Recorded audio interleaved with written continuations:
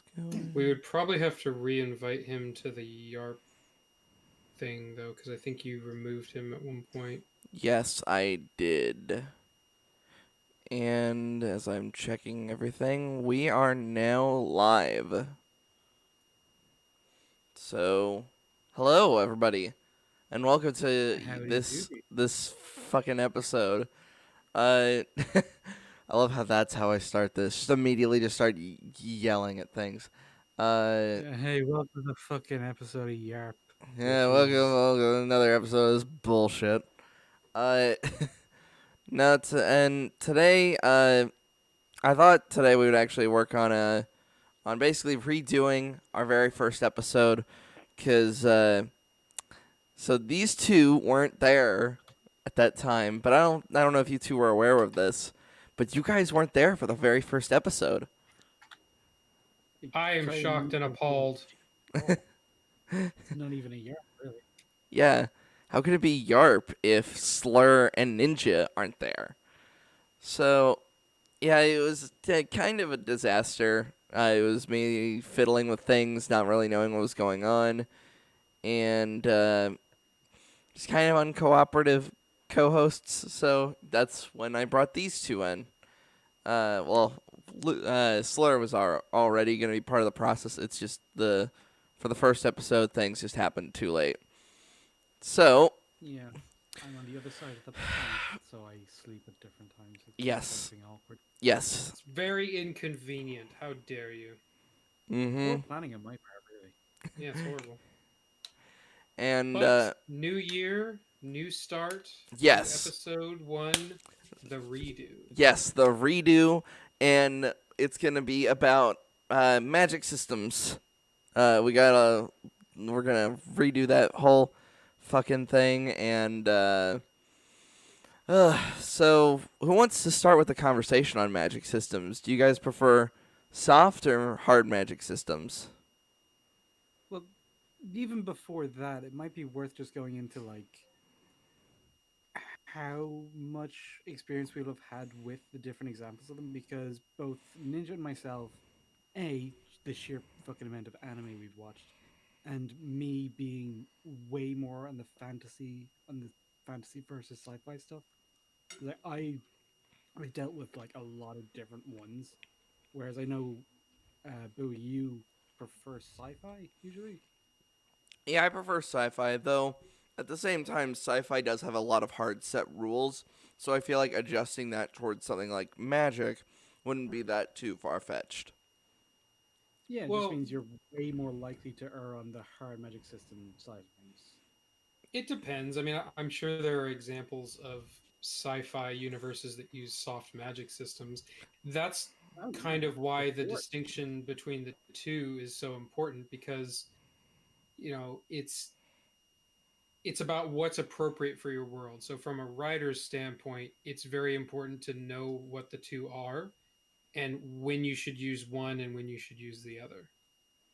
Or Right. even just recognize where you are from the outset so that you don't stray too far from it in either direction. Exactly. Yeah, and what was I going to say?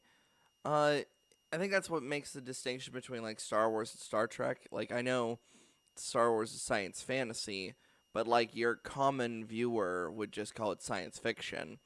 Where and the thing with that is that it does have a lot of soft systems. We don't really care about what fuel goes into like the X-wings before they blow up the Death Star, or which is why a lot of people would say the space chase in Last Jedi makes no fucking sense because we've never talked about fuel in this series before.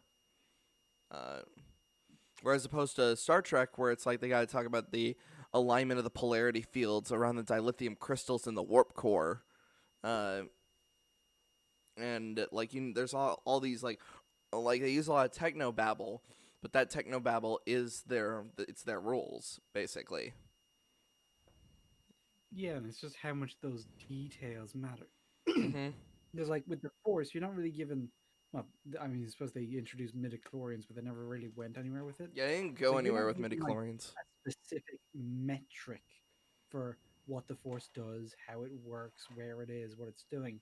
It's it's more grounded in like mysticism. It's vague on purpose. Well, yes and no, because honestly, you brought it up a little bit earlier, but you said that the Force is example of a soft magic system, and actually, it's not. How so? Well, if you think about it, the Force has very defined powers and abilities on what it can and cannot do. Are we? Hold on. Like, I would like to ask. Are we going specifically the movies, or am I delving into EU shit as well? well, I think if you base it mostly off of the movies, and I'm talking about like the OT and even the prequels, like they've gotten a lot of shit fucked up with the sequel trilogy and now Right. the EU and stuff like that. But originally, when it first set out, the Force had specific abilities that required training, that required learning. It was pretty well defined what you could and could not do with the Force. Whereas, like, Gandalf's magic in Lord of the Rings, we have no fucking clue, like, what he's doing, what his abilities are, or how they function. Whereas we know what a force choke is or a force push. Okay. Yeah, that's a So good there But is. even things like that, like the force push or force choke, those aren't like spells that are learned specifically for a singular purpose. That's just them in a recognizable pattern manipulating the ethereal Correct. energy that I, permeates everything. and I wouldn't say it's the best example of a hard magic system by any means, but it is more well defined than, say, like Harry Potter or Game of Thrones or Lord of the Rings. Yeah. It's a hard magic system. It's just not the one that I would point to and go, yes, this is the bar for all hard magic Yeah, systems. if you want to go Well, the baseline for my in my view, that's either the bending from Avatar: The Last Airbender or alchemy from Full Metal Alchemist. It has like, especially since with Full Metal Alchemist, it's a science in their world. So it's like they have to be very specific and precise with what they're doing. Like you can't like they still follow like what are basically the fundamental laws of physics and matter. Like Well, I would hate to agree with Eli and or Young Defiant, but if you're looking for an example of a hard magic system that is really, really well done, Hunter x Hunter is phenomenal. oh yeah, absolutely. And this, It's like the gold standard. I mean, there's nothing wrong yeah, with agreeing with Young sure. Defiant. The problem is the fact that he never articulates any of his stuff very well. He's just more focusing on insulting you more than he is actually getting a point across. Yeah, it's the smugness, it's the attitude, the persona that bothers me. I'm okay with agreeing with him when he makes a good point. It's just the level of consistency is definitely not 100% as he claims. Yeah, he likes to punish you for just having an opinion. Just whether you agree with him or not, he's just like, "Oh, you think this? Then you're dumb." What? What? That's that's not how conversation works. Yeah. Just going back to like Hunter x Hunter versus alchemy in Full Metal Brotherhood versus the Force versus Gandalf. It's like you don't just have hard and soft. It's more like a gradient between them. Like Oh, it is. where It's you like it's Yes. the fall two ends on of that the spectrum. thing Yeah. between like a science or pure mysticism. And yeah, just knowing where you started. So if you start somewhere middle-ish, but more towards like a hard magic system like the Force, then you can have things that are a bit more mystical. You Hmm. just have to Yeah. remember where your baseline was. Well, and that's the thing that you have to be careful of because like if you imagine it kind of like the morality bar that we're all very familiar with in video games, when it comes to magic systems, normally I like the middle approach, but you have to be careful because if you aren't deciding between a soft and a hard magic system, it does become very wishy-washy. So you're going to have a tendency to lean more towards one than the other, but it's okay to be close to the middle as long as you're not like ping-ponging back and forth. Well, well, certain fantasy things will kind of get around that where they'll have something that's somewhat hard and that'll be magic, and then they'll also have like divine interference, which is just pure mysticism to like cover up the shortfall, or like the will of fate or some other thing Yeah, that's some just like Deus Ex something that Machina just that comes just up. comes out of nowhere to save the writer's ass. Yeah, this little loophole. I I just realized I thought about this. Have you guys ever heard about the furniture argument? No, not specifically by name. So I've had furniture. the, the furniture argument is basically something that George R. R. Martin talked about, where basically storytelling is a house, and to switch genres, you're basically moving the furniture around. Instead of like a magic circle, it becomes a teleportation device, or you replace a wand with a phaser. And I I don't know. I personally disagree with that because it's just more than that. To me, hearing the furniture theory, it's almost kind of a like a wishy-washy, like hand-wavy approach to storytelling, or at the very least description of storytelling. It's kind of hand wavy, but then so is genre in general. Like those the labels you have in genres, they don't really have specific definitions for a reason. It's because you have to have a lot of wiggle room. So, like, take Mass Effect, replace the Krogans with orcs, the Asari with elves, the humans with humans. The actually no, just keep Garrus as he is. Don't change him at all. But yeah, He's you the only take that Turian in the entire galaxy. story. Yeah, it's just him. His race is Garrus, and it's perfect. But you just take that story exactly as it is, and you just kind of give it a different coat of paint. So instead of like the mass relays taking you to other star systems, they're taking you to other continents. Instead of, I don't know, their technology, they use magic. It's like, you can do that to a certain extent, but you would lose something in the implication. Because when you do something in a sci-fi setting, you're talking about like the implications of where humanity is going and these grander ideas of our species' destiny. Whereas you don't have that when you're in fantasy. In fantasy, you're usually going to something a bit more inward, like morality, what it means to be good or to suffer or to strive, etc. With fantasy, you're dealing with fundamentals. With sci-fi, you're dealing with how far it can go. Yeah, that's a nice way of phrasing it. So you just scared the shit out of me, Cadius, because since I'm in streamer mode, I have none of the beeps and bloops of Discord. So one, I didn't see Ninja's message, and secondly, I didn't hear you come in. So it's just like, oh hi, I also exist. It's like, oh hi. Yeah, I didn't exactly chime in when I logged on. I was just like, oh, I got the invite finally. Click. I was just listening. Oh, I completely lost my place with that. It's just some being. It's like that meme when Dwight's being snuck up on. Fuck. Uh, what were we talking about? Oh yeah, we were talking about like how things in inward Yeah, the and genre. yeah. Oh, that was a fun conversation. Are you guys ready to start the video? Oh Yeah, yes. I'm ready. All right, let me throw that on.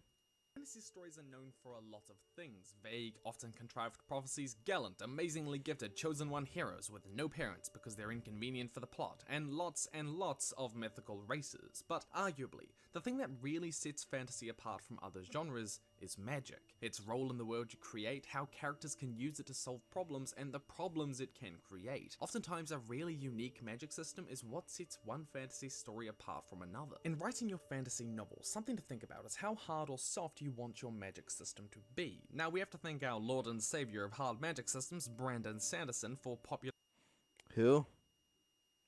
He's the guy who wrote the Wheel of Time series, but he's also the one who coined the hard versus soft magic system. He's Ah. the one who wrote the rules. All right. And the list of rules that he has is actually a really interesting thing to look at because it gives good definitions of what it means and what, like, when we say a hard magic system, we're talking about like, oh, it adheres to specific rules and has limits and all that. And he just sums those things up quite nicely. So it's a good point of reference. Well, that's neat. It is. popularizing the terms hard and soft, but What do they mean? This video will be delving deep into hard magic systems, so I'll only be lightly touching on what a soft magic system is. But broadly speaking, soft magic systems often have a vague, undefined, or mysterious set of rules and limitations to being used. If you like fantasy, then you've definitely seen this in Tolkien's The Lord of the Rings. Everyone knows Gandalf can do wizardy things with his pointy hat and his staff, but when it comes down to the specific limitations of what he can and can't do, Gandalf tends to skimp on the details. And now I need you to suddenly pause for copyright because I forgot Epic Sax guy. So yeah, since he's a Maiar and Tolkien never really went into that level of detail, yeah, they just kind of wish-washy wave it away. Yeah, and it in the deeper lore, I suppose, like there are things that he's looking for, things that he's reading, but the point of it being vague from the perspective of the books is that like he's following rules and reading signs that are a mystery to everybody else. Mm-hmm. They don't know, we don't know. He's on some higher level because he's a fucking angel wizard man. Yeah. Hence, when he dies, he just comes back as Gandalf the White. Like he's a completely different person. Yeah, it's like his death was more of like a trial, and then he was allowed to ascend. So he Mm-hmm. just came back as like an upgraded angel. It's been a while since I've watched the movies, but do they ever specifically address the whole Maiar thing in the films? No, they just call him by his Not Maiar name. directly. It's like when he dies and you see the sort of metaphysical journey he goes on, there's some things that you can pick up there. It's like, oh, he was never just like a normal human. It's like he's on some other level shit. But they don't go into like the fact that he's actually an angel. Mm-hmm. Like if this immortal god being. Yeah. Oh, and also I hope you really enjoy this joke because it's going to be. Yeah. Oh yeah. Yeah. This like they I play mean, this a few times. I wasn't. It's not the worst thing in the world. but the context it's in is like it works because for anyone who talks about the hard versus soft, when you say soft magic system, Gandalf is everybody's example because Yeah. he sets the bar and he's an exception to so many rules because Tolkien wrote the fucking rules. He can do what he likes. Yeah, and like in terms of just how his magic works, he literally just shines a flashlight at the Nazgul and they go away. Well, And then there's this other time he made everybody's swords real hot. Mm-hmm. but but Slur kind of brought up an interesting point. Um, the fact that we never get any explanation as to Gandalf's powers. Like I know the Force is kind of mystical and open ended, but they do spend a large portion of Star Wars at least trying to explain how it works, Mm-hmm. what it Or at can and least cannot demonstrate do. that even though that we aren't being told exactly how it works, we're shown the Jedi training or going on Right. these journeys. So like we're shown that it can be learned how it works, and they have learned how it works. And what they're able to do with it is relative to how much they've learned how it works, unless they're Rey. Right. So it makes me think of like a hard magic system that's like fairly close to the middle of the bar, but it is on Yeah, that side of the middle. Mm-hmm. I'd say it's hard leaning.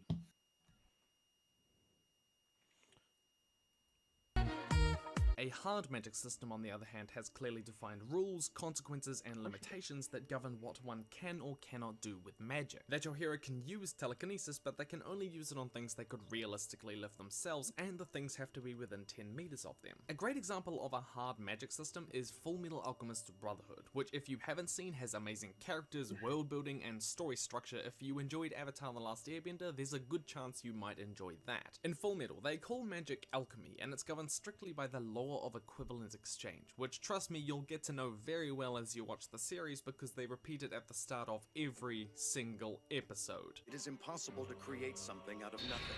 If one wishes to obtain something, something of equal value. I better pause due to copyright.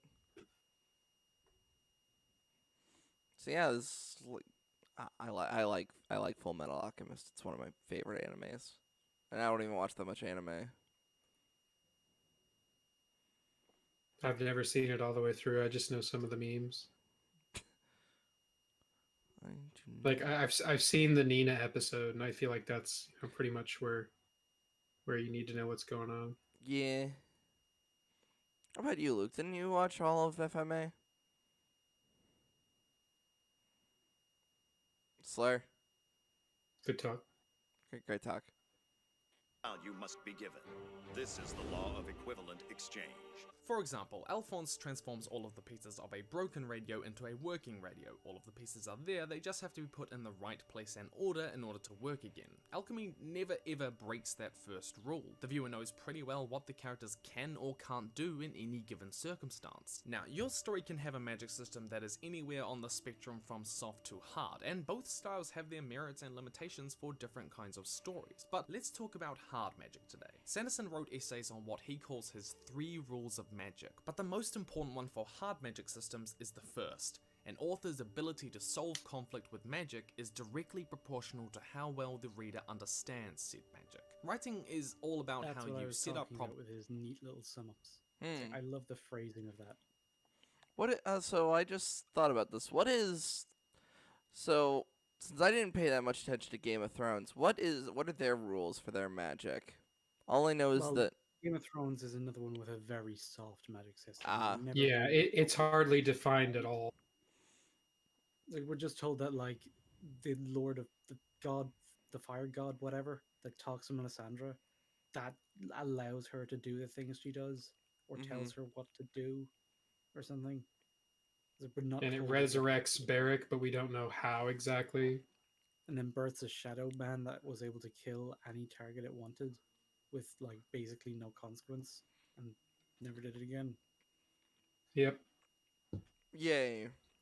problems and Hooray. conflicts and how they are resolved in a way that makes for a good story. If we have no idea what Gandalf can do and he just solved every problem the Fellowship has with random, unseen before magical spells and moments of tension, then it wouldn't be a satisfying resolution. It feels like the author is just writing, "A wizard did it!" and expecting you to be happy with a clear Well, deus and to ex be machina. fair, that's why Gandalf is a good example of how to do a soft magic, correctly. Because it's like, yeah, he's vital to the plot and he, keeps things kind of in motion, but he doesn't just instantly solve every problem. Mm-hmm. They also, in Lord of the Rings, there's very close attention paid to what you've seen him do. So you'll see this a lot in like really shit writing, where towards the beginning of the movie, he's shown to have like some god mode nuke fireball, and then just doesn't use it again for the rest of the movie. Whereas in this, like the most powerful thing we see him do is fire a light beam into the eyes of like the Nazgul things. Or the lightning into his sword when he fought the Balrog. Yeah. So it's always like in these very specific circumstances, he goes all out and he does something that maybe negates a threat into the background, but he's never resolving the core plot problem. Yeah, the struggle between both of these is that it's very much a push and being pushed. Like I said, he shines the light into the Nazgul, but then the Witch King breaks his staff. But then right as the staff is broken, that's when the Rohirrim come in. There's always something to kind of keep the story going without keeping these characters as involved as they could be. Well, and if you Yeah, think about it, like his powers aren't really well defined, but Right. if you were actually kind of try to, for lack of a better term, classify his abilities, most of them would be considered like low tier spells in like a D&D setting or even a video game. Like, oh, Mhm. you made a light out of your staff, or oh, you added lightning to your weapon. Like those are considered basic stuff. Right. It's Yeah. not like he's doing anything dramatic other than coming back to life, but that's a whole different thing, obviously. Right. I would love to play a D&D game where you're basically, I don't know how you would do it, but you basically play as the Ashen One from Dark Souls. I feel like you'd become extremely overpowered considering, like, I don't know, like the next day or something you just come back. So you're not really protecting yourself as much as you should. Nope. Sticking and to certainly no one Sanderson's else is protecting you. Mm-hmm. First rule in Deadpool. hard magic systems means the reader understands what characters can or can't do, their capabilities, and are always thinking about how magic can be used to solve problems within those strict rules that you laid out. Magic becomes a defined tool that doesn't feel cheap to use because it's not screaming, "How wizard did it?" at the reader. It's the character's experience, intelligence, and ingenuity that allows them to solve problems. Readers can feel cheated by soft magic because it's much harder to predict where it can be used or what it can do, but hard magic allows the reader to feel much more a part of the story, aligning themselves with the characters as they earnestly predict how magic could be used in any given circumstance. In Avatar: The Last Airbender, and forgive me for using it as the benchmark for all things good and holy in writing, but it is, the bending magic system is relatively hard. It's not all that mysterious, with the exception of an occasional new alternate bending style thrown in, and the rules are relatively clear. It's established numerous times throughout the series. I would say the I'm trying to think of examples in Avatar: The Last Airbender where bending does become a little inconsistent, and Yeah, the big example that everyone goes to for anything like that or any kind of arse pull in Avatar is the very end with the turtle dragon. energy bending. Yeah, Yep. that's what Well, I would even say the blue fire and the lightning kind of almost fall under that category as well. Blue fire, yes. Lightning, I don't think so. Because it's shown in other contexts as well that when you combine the techniques of different styles, it will do some new funky shit. Yeah, not to mention it's all about focusing on the literal energy within your system, and also like your spiritual uh like how your heart is, which is Yeah, why and given everything else they're shown to, like, it's not like he can generate lightning. It's just being able to move it. If right. he was able to like fire lightning, pull a sheave, yeah, no, I wasn't gonna buy that. Which is why I think I'm gonna agree with Eli on this. Azula should not have been able to throw that lightning bolt during the Agni Kai because Azula was Yeah, insanely out of balance, and that lightning should have blown up in her face. Well, and while I'll agree that Avatar is a good example of a hard magic system, it's definitely not the best. Right. He's just yeah, like, but it is, and it's like, yeah. It's like, yeah, this guy's maybe giving Avatar a little bit more credit than it's earned. Which is Yeah, this funny. isn't biased at all. Which is funny because most of us come from the audience of a few people, a few people that think Avatar is a very not well written thing. no, I mean, I think Avatar you're is one person. phenomenal, but it's just I wouldn't say that it's like the gold standard when it comes to hard magic systems. Right. Yeah, it's a very good one. I've Sure, never seen Avatar. It's pretty good. It's worth a watch. it's on Uh, Netflix. Check it out. yeah. Don't watch the I M think it's Night like Shy- 3 seasons. Don't watch the M Night Look, movie. Do not watch it. Yeah, and I'm in don't the watch middle of Legend Cobra of Kai at Korra. the moment. Oh yeah, no, you're good. Stay there. Stay as far away from Korra as possible. No, you want to talk about a complete betrayal of the bending system? Yeah, let's talk about Korra. How what's his face fucking simply gestures with his fingers and shoots a fucking lightning bolt, and it's just like, oh, lightning has always required this big ass wind up to do, and also they took So, away all the fucking what made the specialty bending special.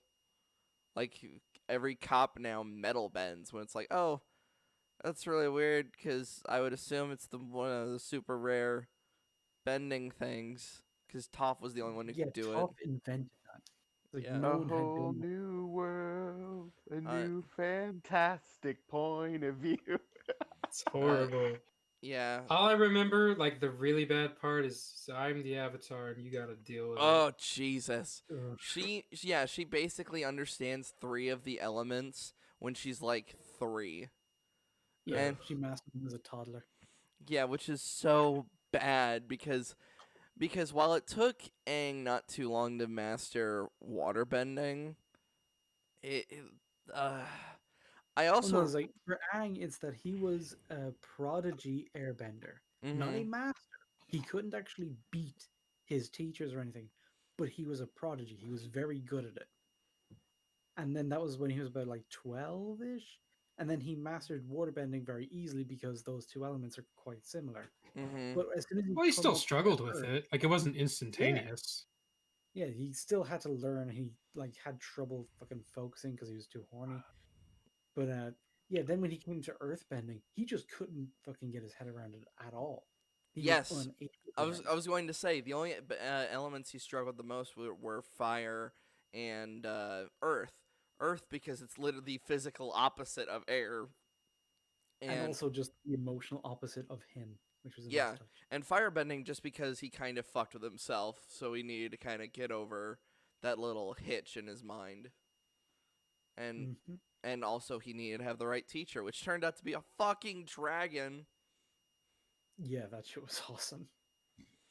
Uh, Whereas Korra's opposite is air, and it's just like, oh, it's not the actual air bending, it's like the spiritual nature, and it's like, what the Avatar is one of the most spiritual entities in the entire world. No, no, Bowie, you got to deal with it.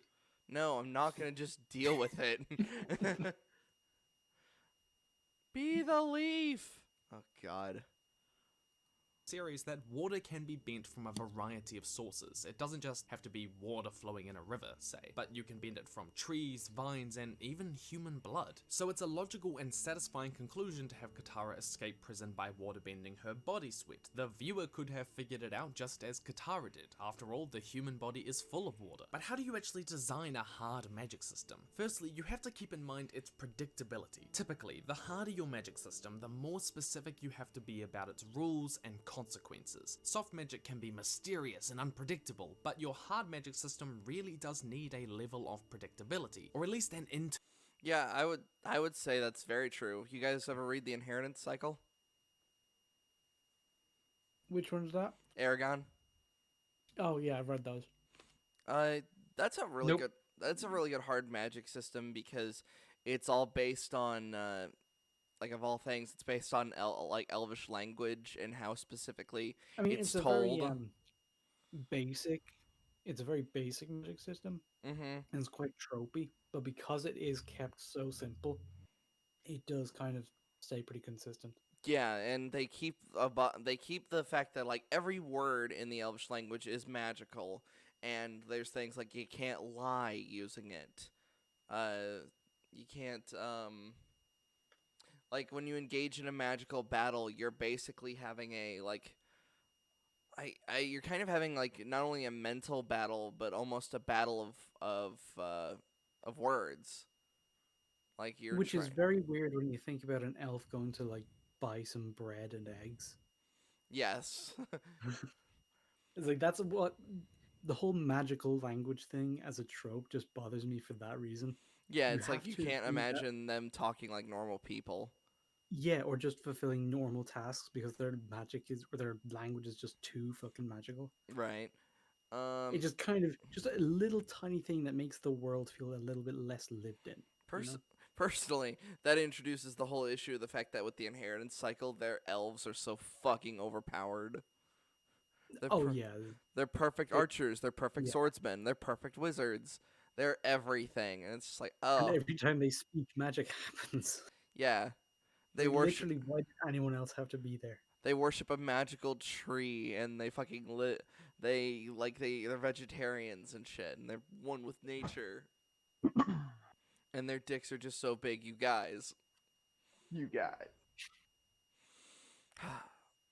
Internal consistency, that if our gallant hero with his suave look and 11-inch wand does magical action X, he can expect magical consequence Y. Now this doesn't mean that your hard magic can't have the possibility of disastrous or unpredicted consequences should the magic go horribly wrong, but it does mean that those unpredictable effects will often come from the character's lack of knowledge, mistake, or misuse of the intended magic, not because the magic is inherently unpredictable. Once again, my baby Full Metal Alchemist demonstrates this perfectly when an attempt to bring someone back from the dead creates a ghoulish monster and destroys Alphonse's entire physical body, not because the magic itself was unpredictable, but because they didn't understand the law of equivalent exchange, the rule that governs all alchemy. While Sanderson didn't say this explicitly, I do feel that the guidelines for designing hard magic systems are best encompassed fundamentally in his essay The Second Law of Magic. Limitations are more important than powers. If you want to read it in more detail, there's a My link down in the favorite rule. Yeah, knowing what they can't do is like definitely more important than what it can do. Yeah, I have to 100% completely agree with that because if you create a god, he's not very interesting. He's interesting when you figure out that he's either refusing to do something for a specific reason or there are certain things he just cannot mess with. Right. Or yeah, it's like even if you just introduce like, okay, once upon a time there was this very powerful, strong fucking Giga Chad of a knight. He could run faster than anything, jump higher than anything, but he just could not ever survive a bee sting. Like, yeah, that limitation, as tiny and pathetic as it is compared to everything else he can do, that immediately sets like an entire structure for where the story's going and what we're doing here and what the fuck is even happening. I mean, that's kind of how the Greek myths work. It's like Yeah, Achilles Achilles. heel.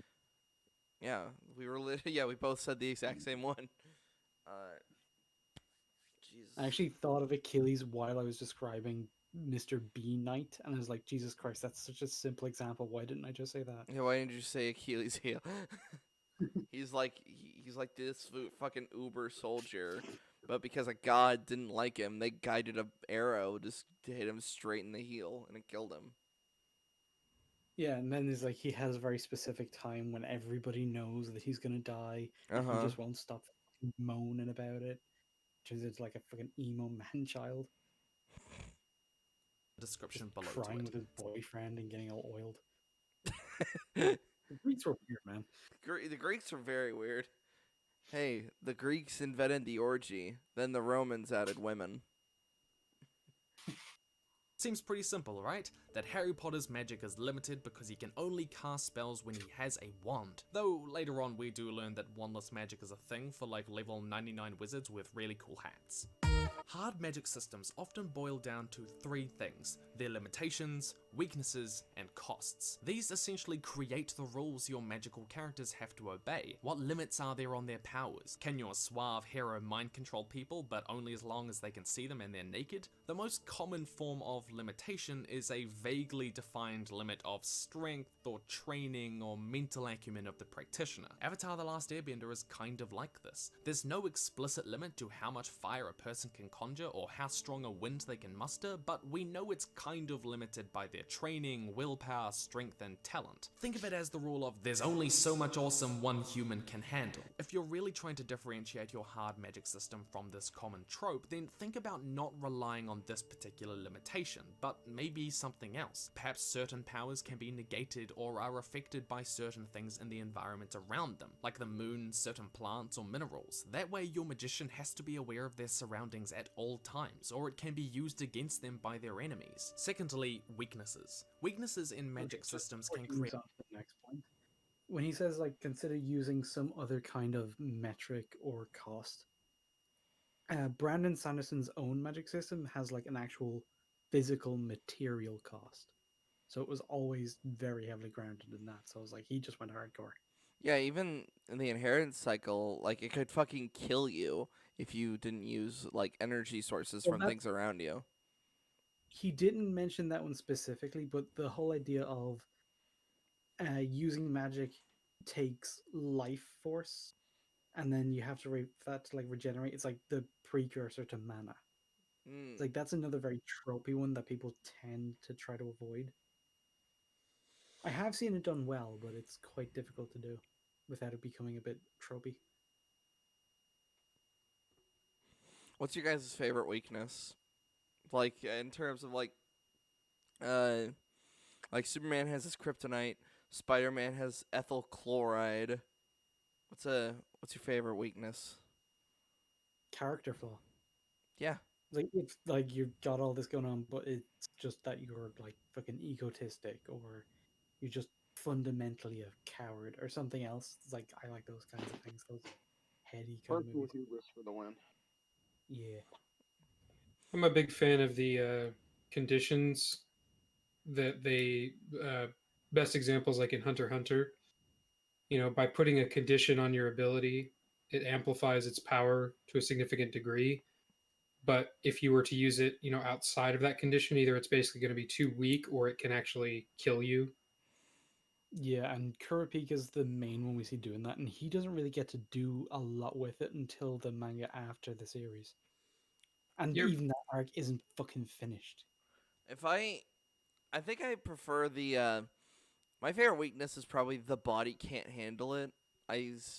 Which is funny because uh, one of my favorite animes right now is My Hero Academia, and that's literally the whole point of One for All. Is like, yeah, if you just use all the energy, it's gonna fucking break your bones. Like your body can't physically handle it. Yeah, and then that one's like they use literally a percentage meter to tell you where he is in progress. Uh huh. So yeah, that's quite hard and fast. Although sometimes you do get the Deku versus Muscular 1,000,000% bullshit, which probably one of the most annoying moments in the whole show. I mean, for the context of that scene, it makes sense. Like the car, they basically use the argument of the lift a car off a baby argument. It's just Yeah, unfortunately still to bring him kills me. to that. To bring him to that, they kind of. I don't. I want to say they wrote themselves in a corner. They just didn't do enough with it. Yeah, and even if he just says like, okay, I'm actually going 100%, but I'm gonna hit like somewhere that's gonna hit better or something. Just use what you've already established to get out of the Hmm. problem. Don't pull something out your hole and then never bring it up. Yeah. And with Eri, Midoriya was just lucky that her Well, yeah, they that actually is established how her power worked and then explained how he was continuously breaking his body so that the repair thing would be cancelled out, and then he would yeah. just ease up on that whenever he took real damage. It's like, Hmm. yeah, that was quite clearly explained. Yep. Create interesting dynamics in a story where magic would usually make a character a lot more powerful than those around them. Maybe they can transform into a werewolf at will, but that makes them vulnerable to silver bullets, though once again, making these limitations to your magic too simple can be uninteresting. Don't just give your super suave hero with fantastic hair and gorgeous eyes a kryptonite factor that completely incapacitates them. If you have multiple different powers in I love how everybody kind of uses the kryptonite argument. So, how many of you guys actually read the comics? I've read some a very, very long time ago. Kryptonite does not work the same way it does in the movies. Kryptonite does not just instantly just make him go like, I'm dying." Like, no, it makes him it definitely makes him a bit woozy and causes him to like need to fight through it. But for like a good well. few minutes, Superman can keep fighting.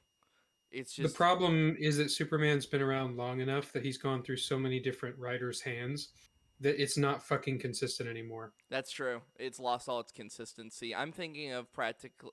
Like, I know Christopher Reeve is a good example of Superman, but it's probably my least favorite example of Kryptonite because it instantly just debilitates him. When meanwhile, the very first introduction of Kryptonite, it was just like, I feel a little sick, and like I knew that punch wasn't as hard as I meant it to be. What's going on? Well, it became something that kind of because the main core problem with Superman from a writer's perspective is you essentially have to find ways to depower him to make Right. his stories interesting. That's yes, which is unfortunate when you're telling superhero stories where a lot of the main crux is the good guy punching the bad guy. Whereas that's the part of the comic I actually pay the least amount of attention to, specifically with Superman. I'm always more paying attention to the Clark Kent struggle, like, oh, how's he gonna deal with trying to get Lois, or just his job at the Daily Planet, which I know to most people who read comics is like that's not why I'm here. uh, yeah. in your story, it could be interesting to have the use of one power making them more vulnerable to another, so your character has to be cautious about using their powers around someone who could take advantage of that. At its heart, I personally feel that the best magic systems are designed in such a way that it affects the way that the characters think or their world operates. Finally and thirdly, perhaps the most common way that people create rules for their magic system is through magic costing something. Fullmetal Alchemist requires the exact materials to turn X into Y. Water, 35 liters. Carbon, 20 kilograms. Ammonia, 4 liters. Lime, 1.5 kilograms. Phosphorus, 800 grams. Oh shit! I'm gonna pause for copyright. Yeah.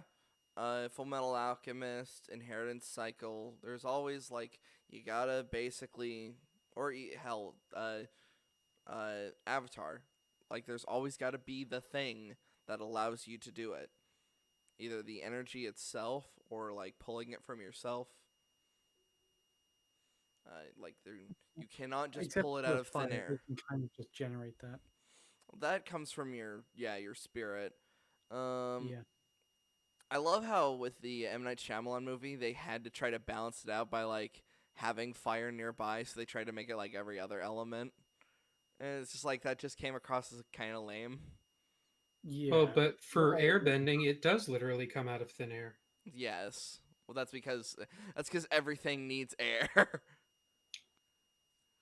What was I going to say?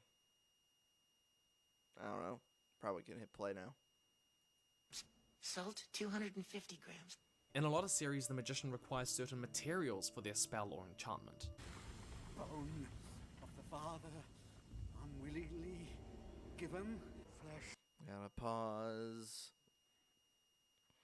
I love it when these people just try to insert movie clips to try to say their point instead of just having the clip play while they explain it themselves. I mean, I appreciate that he's giving examples. Yeah, I appreciate this as well.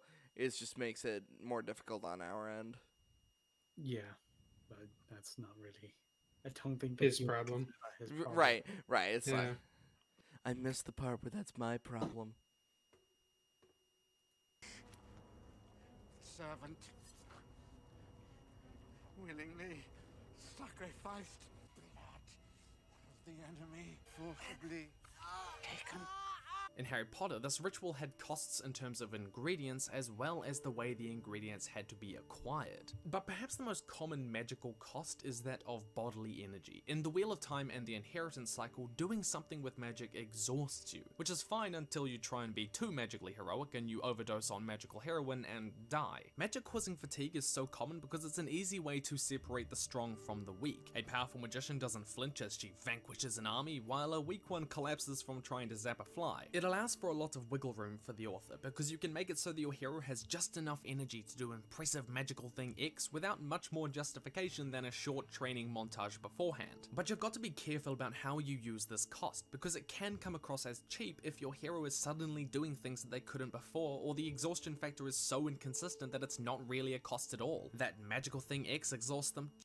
I will say, like the more I think about it, it's like Harry's Patronus kind of feels like that to me, where it's where like yes we figure out the motivation for the first one, like for the original one that just creates the little shield thing, but it doesn't manifest into the animal Oh, the until Patronus is Tism from I think its first introduction onwards. I don't think it was ever really done well. Most of the magic in Harry Potter is it's trash. I mean, it's fine in like the first one because it's meant to be all mysterious and new and weird. But as they start relying on it for like conflict resolution between magical people, it gets very silly. it's why I think Rowling would never had a fucking plan for that series, and she just kept writing till she wrote herself into a corner. Especially with the whole prophecy thing, I feel like they pulled that prophecy out of thin fucking air. Yeah, I don't know what was up with that. Just enough when the story requires them to succeed, but magical thing Y is a little too much when the story requires them to fail. We've already talked about how hard magic systems require a level of predictability and consistency, and the exhaustion cost can challenge that predictability and suspension of belief if not used wisely. One of my favorite examples of a magical cost is actually from one of the softest fantasy magic systems, in A Song of Ice and Fire. In that, Beric Dondarrion is brought back to life dozens of times using magic, and it changes him. George R.R. Martin described it as such: "My characters who come back from death are worse for wear. In some ways, they're not even the same characters anymore.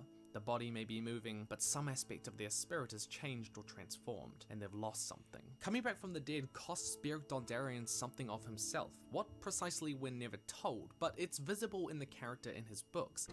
Pieces of you get chipped away. Look for unique ways to make your magic cost if you want to distinguish your magic system from others. It's his sanity. Don't they describe that it's mainly his sanity that's getting chipped away slowly but surely? No. Oh, No, not exactly. Okay. It's 'Cause it's more like, like it's implied. It's basically like his soul, Oh, yeah, okay. pretty much. his sense of morality, his right and wrong. It's like Hmm. whatever you consider it to be, like what it means to be human, what it means to be you, that's what you're losing. All right. Maybe manipulating the element of Earth causes plants to die around you. The ramifications of these effects could be widespread and fascinating to explore. If this kind of magic was common, would it be outlawed to protect the crops and forests? Interestingly, both Avatar and Harry Potter have very little cost in terms of their magic. The exhaustion that the Avatar characters experience seems to be primarily from the physical exercise they get doing what essentially amounts to martial arts. Well, that's because it is a martial art. Like all the bending styles are based on different forms of kung fu or something else. I think he Well, means that they're exhausted by the physical act of the martial art, not from Yeah, the bending. exactly. which does kind of make sense though, seeing as how martial arts are very physically exhausting. Mm-hmm. Yeah.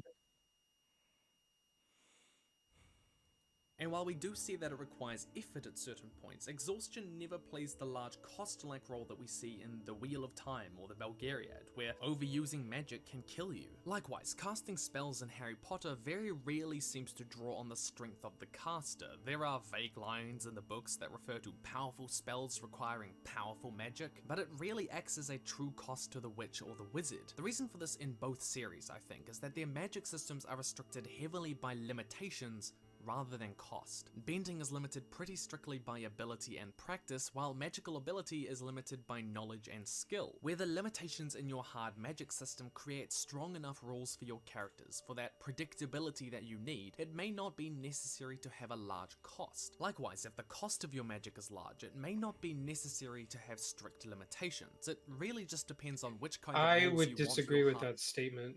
I need to But reread if you it have one, you because don't need the other. where's the map? I'm gonna reread it while you guys talk. Well, Okay, he's just I saying that is can like if you have one, you can kind of ease up on the other, but you still need both. Is Mm. kind of what I'm getting. I would say it works better in the first example he gives, where if you have limitations, you may not need the cost. But I don't necessarily agree that if the cost is large, you don't need to have strict limitations, because that's kind of the bedrock of what makes a hard magic system. Well, yeah, you couldn't have it in a hard magic system, but I'd actually say is like that second example is a very soft magic system. It's like take a But look at the title of the video. This is what he's advocating yeah. for. I think the example is just misplaced because it's actually a very good example of a soft one. Like if you take the or yeah, just read it on its face. A high cost, no limitation. That's a Faustian deal, which is a Right. very soft magic system. Hmm. Necessary to have strict limitations. It really just depends on which kind of rules you want.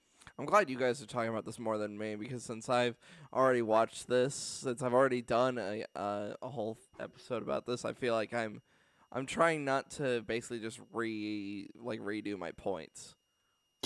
That shit didn't We wouldn't count. really be redoing them. This is the first time this video is actually going to be recorded. The other episode count. I mean, So brand new. so my whole thing when it so then I'll just ask the question that I asked everybody else when I tried that. How would you guys write your magic system? I would definitely, since I'm more of a sci-fi person, I probably would lean more on a quote-unquote hard magic system, energy limits, batteries, that kind of stuff. Well, in Yeah. my kind of ongoing project, I kind of have what I talked about earlier, where I've got a magic system that's mostly hard, but it's still kind of funky and mysterious. And then I also have like just some god shit going on. And Mm-hmm. the gods are quite old and shit.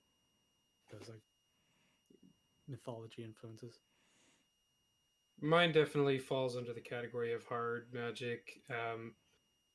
It takes, abilities that have been used all the time throughout like comics and anime and stuff like that and puts kind of new spins on them, but it does heavily rely on training and people having to learn to master their abilities and learn to amplify their abilities. They don't just have access to everything whenever they need it.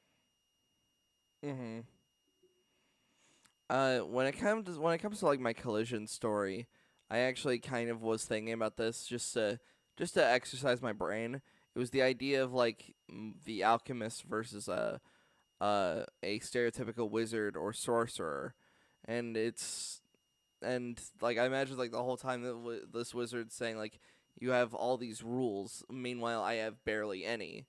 But then, like as the fight's going on, it's showing the alchemist's intelligence by thinking like, all right, he may not have that many rules, but he's got to have some, and it's all about him dissecting, like what he exactly needs to do in order to do his magic, and then Well, exploiting that. I'll give you an example of one of the characters in my world.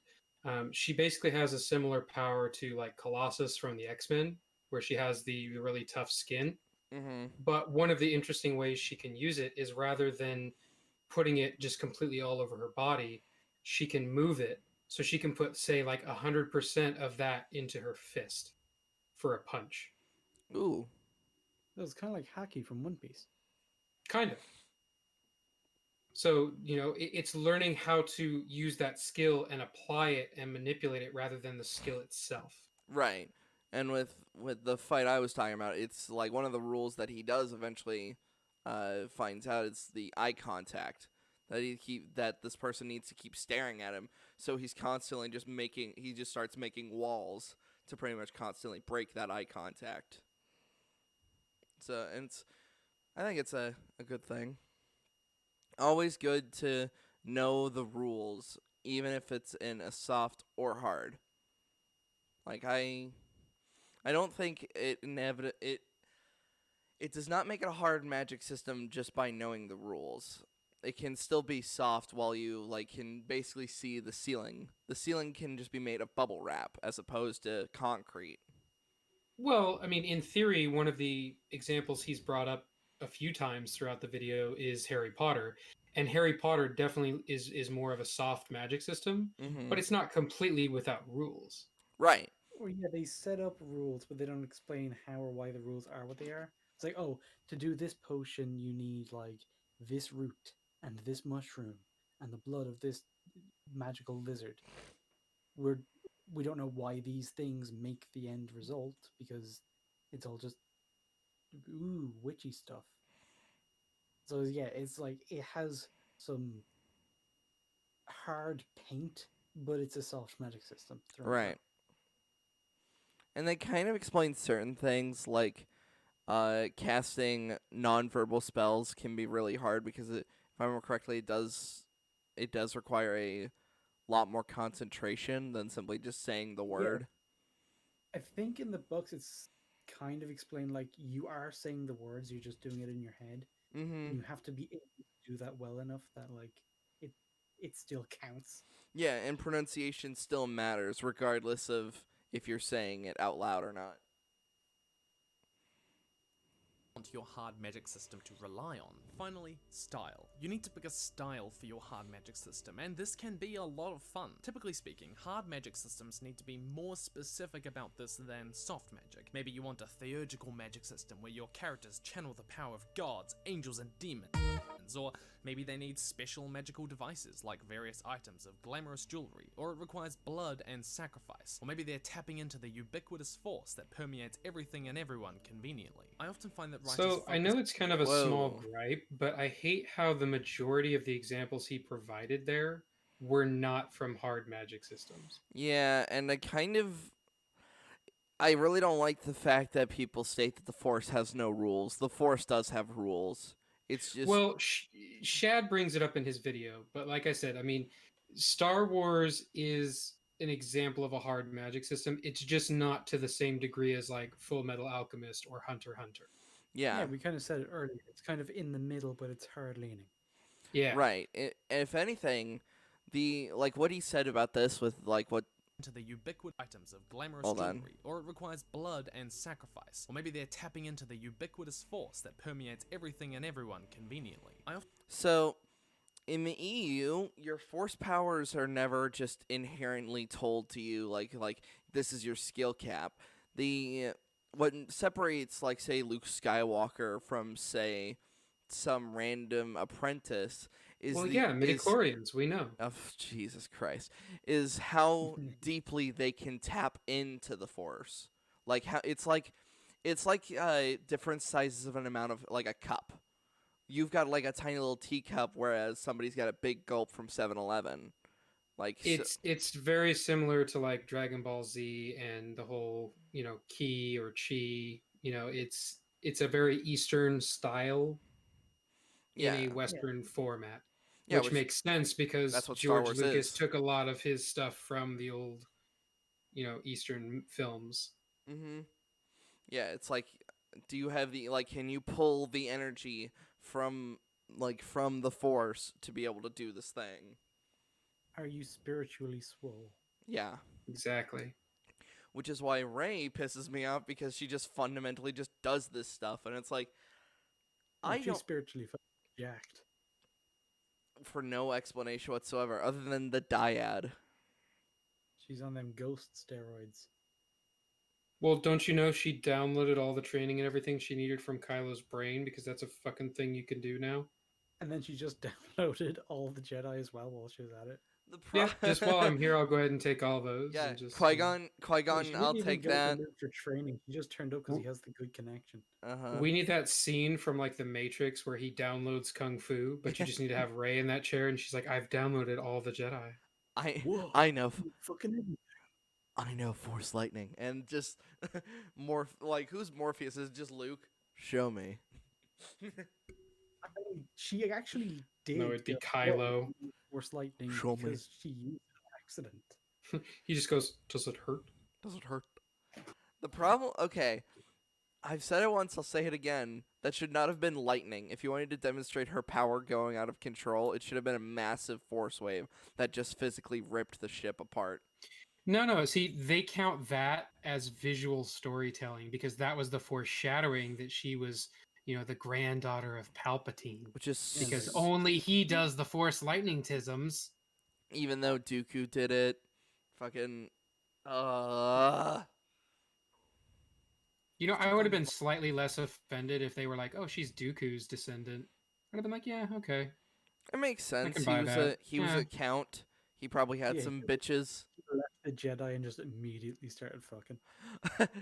Oh, thank Although, God, he went straight Hey, to a whorehouse. Christopher Lee, man, he's getting some. You know what I mean? Yeah, it's like we couldn't imagine Sheev getting laid, but him easily. Yeah, like the second he quit the Jedi, he's like, I'm off to the whorehouse. I've got a few decades of celibacy I now need to get rid of.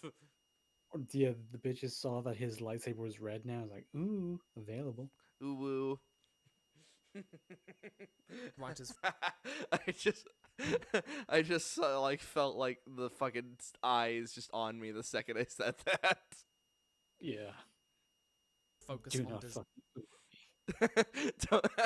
What's that meme where it's like it's a clone trooper? Don't you fucking ooh me. Designing the style of their magic system more than the other parts we talked about before. And while it's a lot of fun to design the aesthetics of it, it's the predictability, limitations, weaknesses, and costs that will play into the conflicts, problems, and character interactions of the story the most. But of course, as I always say, there's no right way to write, and it's all up to how you feel that you work best. These guidelines... Hold on, there's no wrong way to write. Did he just say that? No, he said there's no right way to write. That's right way to wrong. But I would completely disagree because there's this whole thing we have called fan fiction. And there's a lot of like tropes and sort of things that differentiate professional writing from fan fiction. Right. So you can absolutely write incorrectly if your finished product leans more towards fan fiction than professional writing. The problem being that when it comes to that fan fiction argument is if you really just want to tell the story using that world or worlds in my case, but it's like you're not using any of the characters. Well, but it's not about what you're using, it's about the quality. Right. There's certain things that are just super tropey and end up being almost like the identity markers of fan fiction. Like Right. self-insert characters are an example of that. It's a Yeah. very common thing in fan fiction, and it's one of those things that generally does not appear in professional writing because Mm-hmm. of obvious reasons. Right. What do you mean? Aren't you excited for I'm Not Starfire? Yeah. It's gonna be great. Will work for Wait, some is that the people. one where she's fat and emo? Yes. Oh, and gay! Don't forget gay! Very gay. I mean, I assumed. And her mom's a bitch. No, her mom's just absent, Starfire? which is yeah. She's just an You absentee made mother. Starfire a bad mom? That's fucking shitty. Yep. Yeah, the idea that like Starfire would be a bad parent is that's just not Yeah, I okay. don't buy it. I just don't buy it. Also, There's no way. I love how the father isn't Dick Grayson, and by love I mean I fucking hate it because No one fucking knows who the dad is. It's just kind of implied or ambiguous. when it's like I made jokes on EFAP posting, it's like oh at least she's showing more signs of her dad, like making a Dick Grayson joke, and it's like oh he's probably not the father though. People and Yeah, they want no, he's a little bit too white and a little bit too male. Yep. Can't have those cis hetero white males. Yeah, it was an alien that looked like a female, but somehow performed an immaculate conception. Oh Well, my they don't god, do does that that because then imply they that just make according to them into DC straight canon Buddha. that fucking Starfire got tentacle raped? I think this is why they just didn't mention the other parent. Yeah, exactly. See? Yeah, I was going to say it's like, oh right, Like, no just matter how you answer this question, it just gets kind of weird. I just look over to the window and it just says stream canceled. It's like, oh, oh, Susan, we're sorry. won't Yeah, work for others. This is going to why be does it always seem like the people who make these things fucking hate the characters they're adapting? because okay, here's what I think. In their minds, originality is dead, so they think if they kill the characters that were once original, that they'll be able to write their own shit. And I don't believe that for a second. Like I'm like, you fuckers, you could just write your own new character. Just don't be fucking Safe Space and Snowflake. Just write something. Write a good story. And now fucking I'm Not Starfire is now writing for Batman. I'm like, "Oh, you fucking assholes. Why are you giving her the premium chair? Like one of the 3 premium chairs of the DC universe. Like there's Because you gotta fail your way upwards in the corporate world. it's so weird how like Hollywood is one of the only industries you can fail upwards.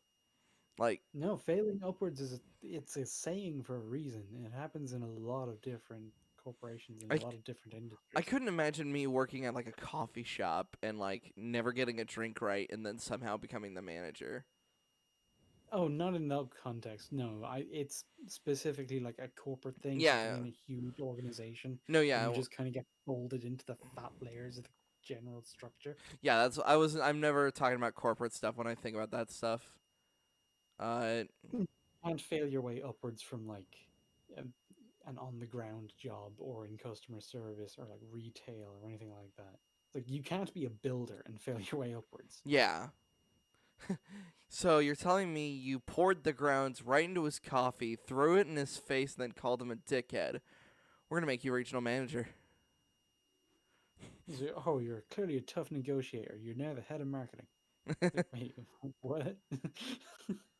be a 3-part writing series on magic systems, and next time I want to talk to you about soft magic systems, how to design them and their place in your fictional fantastical world. I hope this helped, and if it did, please give it a like and leave me a comment down below. My question of the day is, what is your magic system like? How would you design one? If you like what I make, please Oh, We kind of already answered that. yeah. What happens to the Night Fury? Oh, jeez. So it's like Sub Furies? Okay, hold on. Let me throw the banner back up. So that was that video. That actually took a shorter amount of time than when I reviewed it the first time. Yeah. I I actually wonder do why. quite like the video. He makes a lot of good points. It's just some of his examples are a bit weird, or Mm-hmm. a couple of times he phrases something in a way that that's not quite right. So, do we want to talk about the soft magic one or the defense of soft magic? I would say do the soft magic one first because it's basically the polar opposite of the video we just watched where he said this is how you write the soft, and then the other one is like soft is better, Mm-hmm. and here's why. Which is weird as a direction to take going on from this video, where he's like, okay, these two things just exist. You can be one or the Right. other in between. Go nuts. And then he's like, no, but like actually, this one is the right answer. Mm-hmm. Have you ever read a story where the characters are going about their questy business when they find themselves in a mysterious place steeped in ancient magic and there are mysterious wizards who do sparkly mysterious magic things and the magic is never explained? Well, chances are that you're reading a story with a soft magic system. This is part 2 of 3 of a writing series, and last video we Okay. talked about hard magic systems, how to design them and how they fit into fictional worlds. He I keeps recommend doing watching it. that. What? Whenever he's like talking about hard magic systems, he's showing footage of a soft magic system or something that's He's just showing a the very beginning good of example his. of it. He's showing exactly the beginning of his video. He's doing that Yeah. editing thing where it's like he's not really showing something that was relevant to what he was saying. He just picked like the first 20 seconds and then threw it on screen, which is Mm. not the best way to edit that. I would almost downright call it lazy. Because you're a how many subscriber channel and you're still pulling this shit where your clips still don't really match what you're saying. Hey, it's that whole failing upwards thing again, you know. Ugh. It Okay. just keeps happening. That to get the full discussion. But to paraphrase, a hard magic system has clearly defined rules, consequences, and limitations that govern what one can or cannot do with magic. Soft magic systems, on the other hand, often have a vague, undefined, or mysterious set of rules and limitations to being used. Tolkien's The Lord of the Rings is probably the most famous example of this. Middle-earth is full of magical things, places, and people, from Agent Elrond to Saruman to your mother-in-law. But we don't really know how magic That was sad. Yeah, that's what I'm saying. Like that's okay. Joke. Yay. Yeah, that almost registered on the joke scale. You want to know the like kind of the most fuck you version like thing in the soft magic of Lord of the Rings? Tom Bombadil, which most people have theorized that he's just god of that universe. Hence why he could just put on the ring and it did absolutely nothing. Like I would just make the argument that he's basically on the same tier as Frodo, but less like intelligent. I almost got the impression that he was basically retarded, and that's why the ring had no effect on him. if you're if you're retarded, the ring has nothing to latch on Well, to. yeah, it's like hobbits already kind of by their very nature don't have a lot for the ring to latch onto as it is. That's the whole reason Frodo's the ring bearer, and then you add to that this is like a very tismy hobbit, Uh-huh. and it just kind of makes it to where the ring has nothing to do. Yeah, that's why we So yeah, made they just like give the ring to someone who has downs, and his like greatest ambition is to like get ice cream and wears underwear on his head, and the ring is just like, what the fuck am I supposed to do with this? No, it's why when we were rewatching on our like we were New Year's Eve, we were rewatched the Cinematic Venom Lord of the Rings review, and we made the joke of like, "Oh, was it just because it was Smeagol's birthday that was the only thing the ring could have latched onto? If it was the day after, it would have had absolutely nothing." It's like, "Hey, it's your birthday? Hey, you really want me? You really want me as a gift now?" It's like, "Oh, yeah, I really do want that as a gift now." Yeah. And the ring is just like, thank fuck, I had nothing else to work with. It's the day after. Hey, you really want me? Why? I can get you a nice wheel of cheese. I do like cheese. works, its limits, or what it requires. We know Gandalf is a wizard and all, but if you asked him about the specific limitations or Books like The Silmarillion and The History of Middle-earth give more detail about how the Y.A.R. powers work. Tolkien distinguishes magic magia Magia and Geomagic. Geo Geotia? What the fuck? I don't. I almost said I don't Between read. Magia and Geotia. Jesus. And specific some limits slash capabilities, but overall Middle Earth magic is very soft.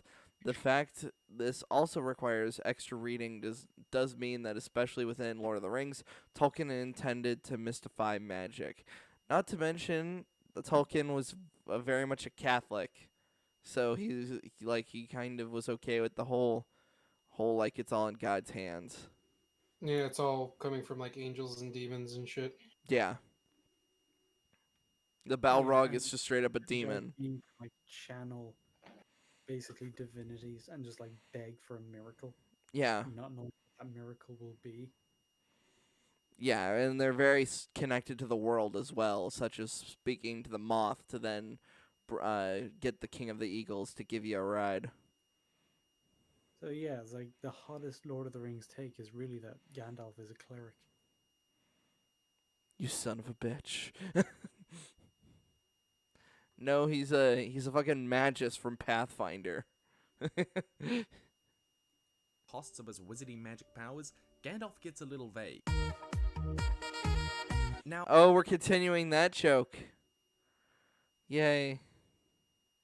while hard magic systems are largely about how you design magic to work, soft magic is more about how it can be worked into a good narrative, and that's what we'll be talking about today. This can boil down to thinking about three things: tension, point of view, and unpredictability. Brandon Sanderson writes stories with very hard magic, but his 3 laws of magic apply to writing stories anywhere on the spectrum from hard to soft, and Sanderson's first law is still incredibly important. Wait, was Harry Potter in the middle? I think Yeah, no, I would put that way closer to soft. yeah, it's It's almost entirely soft. These are just examples of softer, harder, and very middle ground fantasy worlds on the spectrum. They are not meant to be precise. I mean, I mean not it's above not about being criticism. precise. It's about it just not being correct.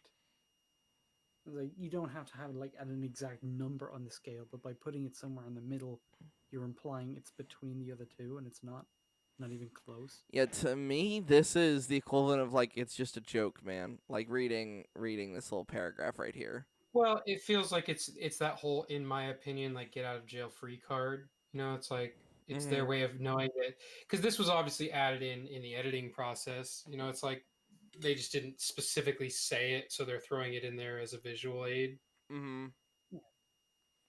But even then, it's like if you just kept Lord of the Rings on the soft magic, kept Full Metal Alchemist on the hard magic, and just swapped in the Force for the middle, then yeah, that would be a much better example. Hmm. Anywhere on the spectrum from hard to soft, and Sanderson's first law is still incredibly important to soft magic stories. An author's ability to solve conflict with magic is directly proportional to how well the reader understands said magic. So firstly, tension. How well you can resolve tension and solve problems is essential to making a good story. This is where having a soft magic system can make things more difficult, because tension is incredibly difficult to build if your reader has no idea of the capabilities of your characters. But that's the thing about soft magic. Yeah, think about the tension of Stannis's situation with Renly, and think about how like we had no idea that Melisandre could just pull a shadow out of her cooch and solve the issue entirely. Yeah, Like like it here we was, were set up to have this big battle between two brothers and their giant armies, and we were thinking it was going to be this big fucking deal, and then she's like, "Nope, shadow baby." yep, no, my cooch can ruin anything. But yeah, it's more about what you're going for because you're not going to get the satisfying resolution of like an established problem, but you will get a very big wow moment. So it depends on what you need and what you're going for in a specific context. I guess this is why at the end of the day, if you ask me like why I lean more towards harder magic systems, I feel like the less rules I know, the less I'll really enjoy the series. Not the series, the stakes. I'll just be like, Yeah, it's about the investment in the world and the investment in the characters, and there are great examples of soft magic systems that have really good characters, but just the magic itself or the world itself is kind of eh. You're not really there for that. Yeah, you're not really there for like Gandalf's magic. You're there to see more of the struggle of the ring. Cuz Right. because the only times Gandalf uses magic is to I think in total like you can count all the times he uses magic on like both hands. The moth to contact the eagles. He makes the room very dark when he's trying to scare Bilbo. He uses the black speech of Mordor. Wait, are we going to count that one? Cuz the place physically shook when he spoke. Well, yeah, using the black speech is a magical act. Normal people can't do it. Okay, so lights up his staff. I'm going to count all as one. Breaks the bridge. Lightning sword. Are we coming? Are we counting coming back as one? Fuck it, yeah, coming back as one because he came back from the dead. I mean, the source of him coming back from the dead did come from the same overall source as the rest of his magic. Right. Yeah. Doing all the stuff with Aragorn and Legolas's and Gimli's weapons.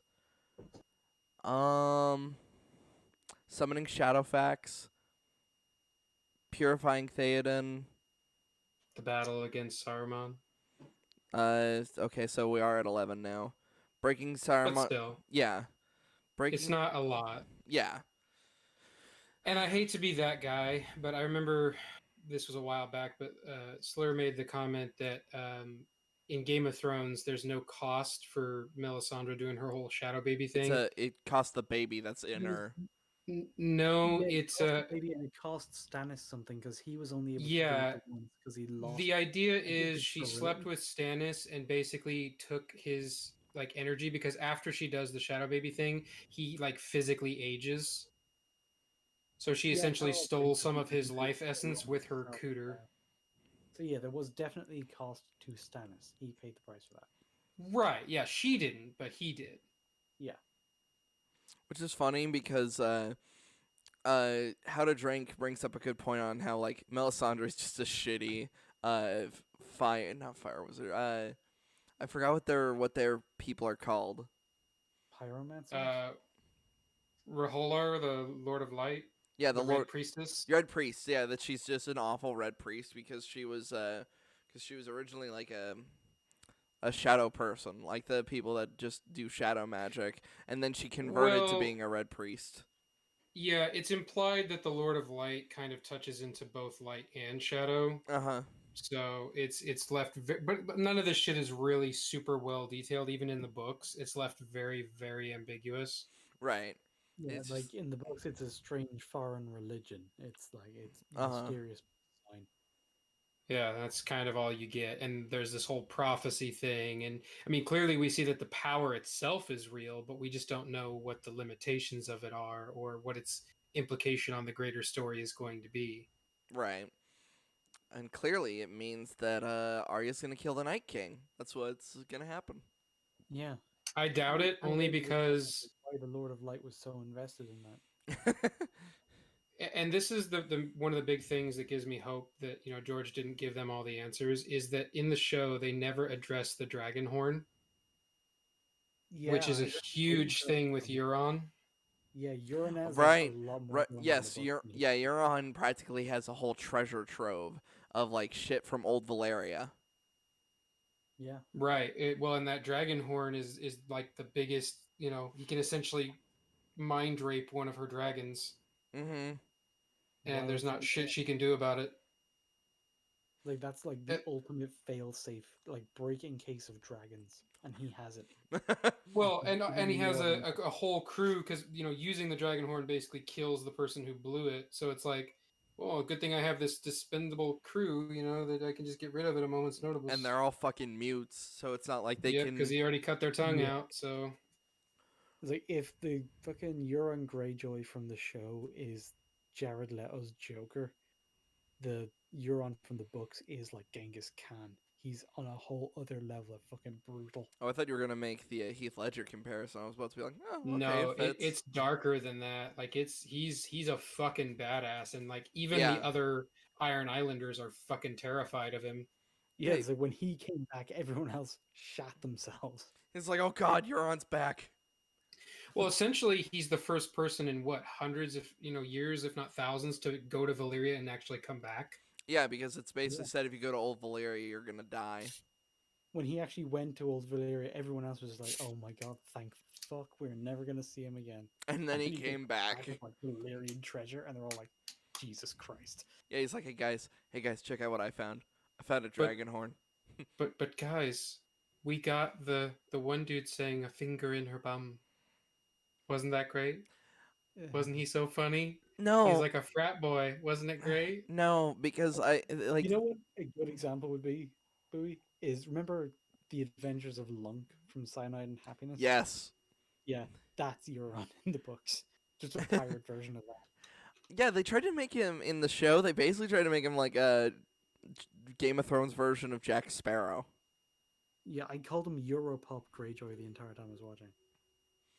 Cause I Yeah, was, he was not intimidating in the slightest. Like even when they had him in those action scenes, like where he killed the Sand the Snakes. sand snakes, it never he was never oozing like intimidation or badassery. It just didn't happen. And I think it's because the guy was basically instructed to act like he's just full on cheese chewing up the scenery Yeah, when everyone else is taking it seriously. yeah. Well, it's like you've got all these people from fucking Broadway that are like performing this high art theater, and then you've got this guy that's like from a community Shakespeare in the Park. Yeah, local stand up. Yeah, a finger Yeah, 'cause in the I bum. after I was like, I just kind of I gave up on the show being good, and I was just watching for like the spectacle and the memes and just like the hype and everything. I started to enjoy Euron a lot more just because I was like, oh, welcome back to season 1 of the Euron Greyjoy show, My favorite. where he just walks in on set for the filming of Game of Thrones and pokes fun at everyone. I think what's funny is the when it's the second to last episode. King's Landing is a bird at the ground, and Euron's just floats to fucking the shore while Jamie's trying to go in. It's like, Jamie, we gotta fight now. I don't know why I read as Everyone's frightened. I don't want to be left out. for some reason I read that as like Kano from the Mortal Kombat movie. We gotta fight now, Jamie. I know all your Yeah, moves. exact same fucking Pretty thing. much. And he's all like, "Oh, I died. I'm the man who killed Jamie Lannister." And it's like Brick is like, "Hold my beer." And not to mention, it's like, it's like you can't even take pride in the idea of like killing Jamie Lannister because you killed a cripple version of him. Well, and nobody's gonna fucking know because Yeah. you're dead, and then he goes into the tower and dies. So it's not like your story is gonna be told. he got the personal satisfaction of killing a crippled man. I guess, yeah, that's pretty bad. But by that point in the show, like Jamie Lannister had already been basically character assassinated into oblivion, so I just really didn't give a fuck. I Yeah, was, no, I was just there. I was like, ooh, another fight. Yeah, might as well. yeah, Mayo's fucking well. So anyway, as future him is just staring at us like, you gonna continue my I almost said my movie. You gonna continue my video? It's just like, I don't want to, but sure.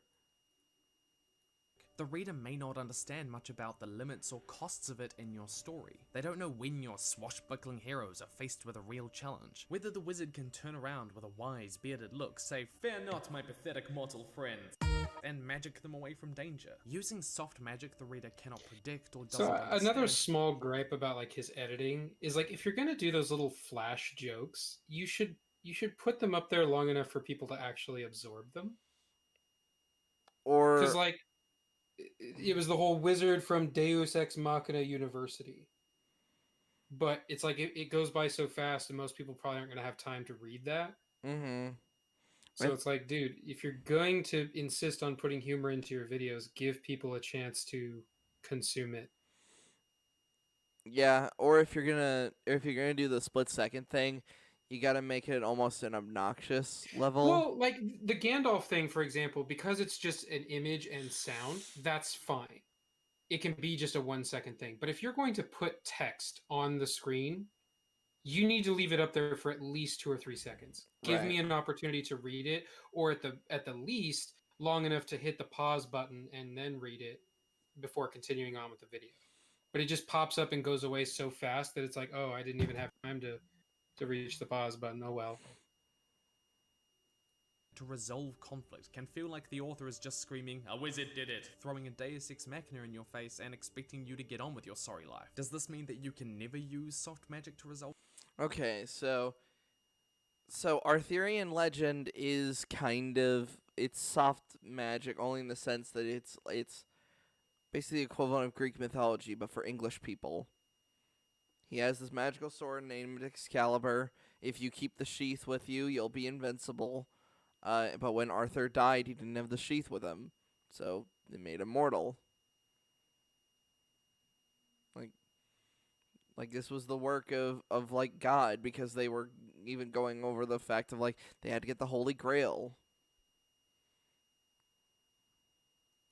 Tension? The answer is of course not. Magic systems can be anywhere on the spectrum from hard to soft, and there are plenty of stories that find a great balance between the two. A common way that this is written is that virtually anything is possible within the soft magic system, but individual characters might only have specific powers. Harry Potter is a relatively good example of this. Throughout the books, very few real limitations can be applied to magic as a whole. There could be a spell to accomplish almost anything a wizard might need. Want to kill someone? There's a spell for that. Want to repel muggles? There's a spell for that. Why drink to forget when you can just erase the memories? And Rowling regularly introduces new spells for things when she needs them, like Expecto Patronum in the third book when creating spirit animals made of happiness became important to the plot. But Harry Potter himself has limited powers. He can't just make up a spell on the spot to do whatever he needs. His capabilities are limited to the spells he has learned and trained to use throughout the books. The tension is built up, maintained, and resolved well because when magic does solve problems in these stories, the reader understood Harry's capabilities, even if those Like how he only knows one fucking spell. When eventually they're just firing beams of magic at each other that aren't even spells. Yeah. Harry, you gonna use literally any other spell? No, I'm just gonna keep using Expelliarmus. You're sure about that? It's the only one I know. And all it does is disarm the opponent. Like, it's really shit. Yeah, I love that. It's a disarming spell, and it's the only one he knows how to do. When it's like I mean, he stupefy, knows how to do Avada it's and stupefy is way more effective than Expelliarmus. Hell, And Potter nerds. I just kind of know hate the how much shit. I know because I hate the Harry Potter universe so much. I'm like, why do I? How do I know? We watched Sorcerer's Stone, and I was like having like discussions about the lore and shit. And I'm like, why do I know this much? I hate this fucking Well, series. because it's really not that deep or complicated a world. So once you've either read all the books or seen all the movies once, you're probably going to know pretty much everything you need to. Mm-hmm. Yeah, I have a very subjective reason for hating Harry Potter. When I moved to, you know, my basically end of middle school, beginning of high school neighborhood, I was trying to make friends because I didn't know fucking anybody in the area. Right. And everybody was inside reading fucking Harry Potter and didn't want to come out and play. And I'm like, are you fucking kidding me? So I got to the point where I got that answer so many fucking times because it was like right around when the books came out that I was like, fuck this book. So I never read them. Watched all the movies pretty much once, and then never felt a real need to go back. Yeah, that's pretty much all you need, honestly. I love Lord of the Rings so much that when I see how like I know there's a lot of soft magic and there's all this other stuff, but like the story of Lord of the Rings is so much better than Harry Potter that I'm just like I just genuinely don't care. Like I feel like it essentially it's a watered down version of Lord of the Rings that's more easy for people to consume, and that's why Mhm. it was so popular. Well, it's probably because it was easy for 11-year-olds to consume. Like, No, it was the Yeah. exactly. only high-up franchise for us. At But least even in book adults form. were reading it. You know, it was huge. Everybody was reading it. It was a Yeah, now that cultural part I didn't really phenomenon. get. At least I Like, I will was only into it because I was the appropriate age. If I read that now, I was like, yeah, I just wouldn't even bother. I I think if you like really I can't believe I just lost my train of thought. That's been really fucking easy today. I'm wondering where I'm at right now. Uh fuck. I was talking about Harry Potter. Alright, I'm just gonna move on. Fuck. Okay, we got it. Those abilities came from a soft magic system. Readers don't feel cheated because even though a wizard did do it, it doesn't feel like a wizard did it. You can have harder parts to a soft magic Well, system without it. absolutely, it kind of does. That's That's what makes it a soft magic system. yeah.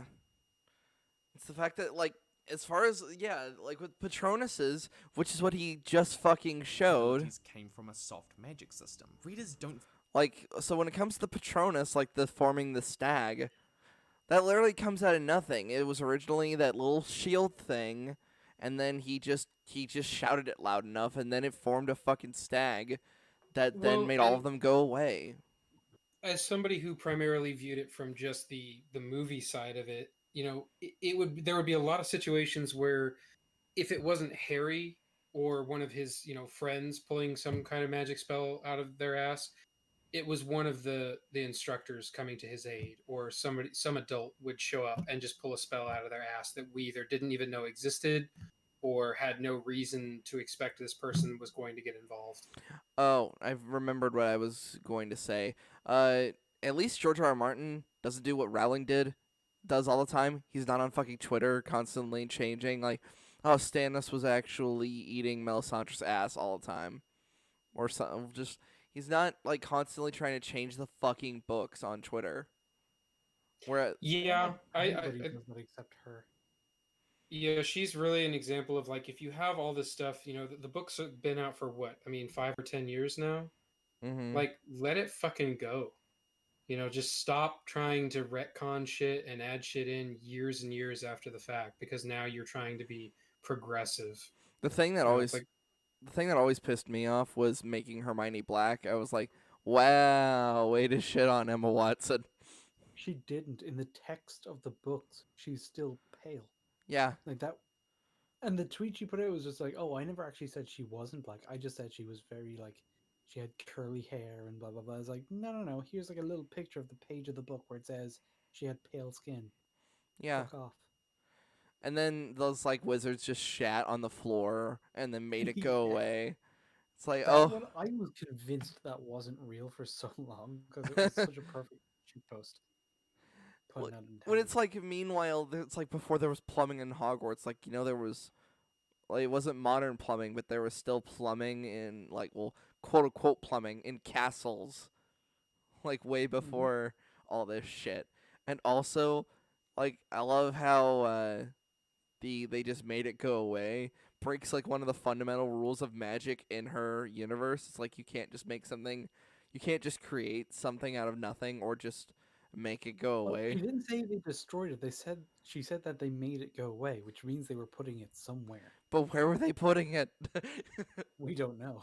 it's like the book Rick and will- Morty ass universe, where it just like they just have a dimension where there's Yeah, the nothing but toilet wizard dimension.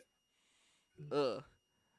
Um, I And then it would be Yeah. horrible to just And teleport hellfire. someone to the wizard shit dimension. you want to talk about like not knowing what they were doing the whole time? I don't believe that Rowling had anything planned for this fucking universe because the Snape twist pisses me off. Like, because Dominic Noble, who like wrote, it's like once, fuck, he lost an adaptation. He did a whole marathon of the Harry Potter movies, comparing them to the books and stuff, and he was saying like, yeah, just saying that he was a double agent the whole time excuses nothing that Snape did, because he was a bully to fucking Harry, and like just saying that he was protecting him and being a double agent this whole time. It's like that excuses none of his actual behavior. I swear she fucking wrote that series that Snape was going to be one of the big bad guys, and she basically turned it around in the very last second. Yeah, pretty much. Well, didn't the movies come out before she had finished all the books? No, Deathly Hallows was out for like 2 years before part 2 In finished. fact, the movies actually took a few years of delay just while they were waiting for the books to finish. It Mm-hmm. was the way these things generally. Well, no, I should. mean, like, did the last book come out before the first movie was done? Oh no, no, no. The movie started coming out after I think the third was released. Well, the reason I bring it up is because I don't remember where I ran into it, but I remember reading somewhere that the reason that she kind of made the whole thing with Snape was because she really enjoyed Alan Rickman's performance as Snape, and Wow. she was really pressured from like the fans and everything to, basically not make him just a hardcore villain. So because she really enjoyed his, portrayal of Snape and how well the fans reacted to it, she decided to do the twist, which, I kind of understand because Alan Rickman was like a phenomenal fucking actor. Yeah. But at the same time, it's like you really can't allow that to change your original vision. If you had fully intended him to be a bad guy from the very beginning, you can't just shift that because, well, Alan Rickman's awesome. Yeah, and while It is Alan, a decision I can absolutely see her making, though. yeah, of course, because it's Well, fucking especially Alan. now that she's doing all the fucking Twitter shit. It's like just that much more ammo in the gun. It's like, okay. Dumbledore and Grindelwald had an intense sexual relationship, and it's like, oh, fuck you, fuck off. Feel cheated because even though a wizard did do it, it doesn't feel like a wizard did it. You can have harder parts to a soft magic system without it being restricting for you as a storyteller, maintaining that sense of mystery and possibility as well as having limitations. It's just about striking that balance. Who says this quote? Because I want to. If this comes from him, No, or that's if this him. He's just putting his Yeah, own this is take. just him. Yeah, this is not a quote. harder parts of it without it being restricting for you as a story. That's no, because Yeah, once you describing introduce that having rule, rules as being restricting is like technically true, no, this whole but beginning it's makes really not. Makes it sound like a detriment. It's like you're hamstringing yourself to have this. yeah. The soft magic system allows so much more possibilities. Like, no. Whether or not you did it well is still kind of locked in. Mm-hmm. And also, like, I don't believe in what he says in the beginning of this. Like, you can have harder parts of a soft magic system without it being restricting for you as a storyteller. It is restricting because you put a fucking rule there. You now no longer like. It's like if like you're just casting your spells and somebody dies and you try to bring them back. Somebody says, "No, you can't bring somebody back." That's a rule, and that rule now has to stay. I think what he meant is more Well, just like, no, if you have these rules, it forces you to be more creative. Yeah. Your creativity isn't being restricted. Just, It's just you have to keep it there in are mind no now. limitations and rules for what you are going to do. Right. I think he used the word restricting wrong. Now, while readers may feel cheated if soft magic is used to miraculously resolve tension, it's virtually never a problem if it causes tension. It's a lot easier to have antagonists with vague or undefined powers than The hell is this? Stranger Things, Oh, the Mind Flayer. I fucking wouldn't know. I have not seen Stranger Things. Which also it's a horrible incarnation of the Mind Flayer. Like if they were, because they've basically been ripping off the whole D&D thing with their like monsters and stuff Okay. throughout the seasons, and a Mind Flayer is almost like a squid-like psionic creature, not like a giant shadow thing. What? I think it's just, But it still could have been presented in a very terrifying way if they had done it properly. and they just called the other thing the Demigorgon because the Demigorgon was the monster they were fighting in their D&D game. So when that Right, monster but that's started not going actually around, what they it used looks as like. a code word between themselves. It was very cute. In this, it just felt weird. Like, oh, I guess that's a theme now. Okay.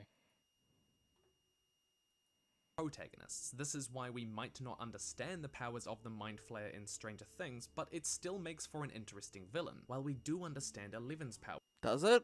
Is it an interesting villain?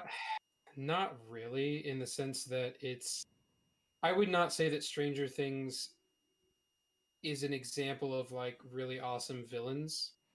It's more of the character drama between your protagonists and their families and the side characters. It's you really don't care about the generic monsters because they're basically just there to kind of be intimidating and roar occasionally.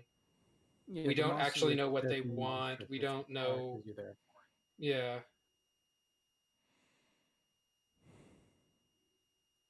powers to an extent, because her powers are used to solve problems in the narrative. It's just important to remember to be consistent with that villain's powers later on. Likewise, it's perfectly okay to create challenges that the characters must solve with unexplained magic. So feel free to be the all-powerful, maniacal overlord you are and wreak havoc on the lives of your characters and make them sorry that they were ever born. Secondly, we need to talk about how soft magic fits in with your point of view characters. Whether you want to tell your story from the viewpoint of a magical or a non-magical character may change how you write. While this is in no way a rule, Personally, if you're gonna do this, I would say don't have the character have a magical point of view, because then you can introduce the magic, like, and have it have more impact through them because they themselves Well, don't experience it that much.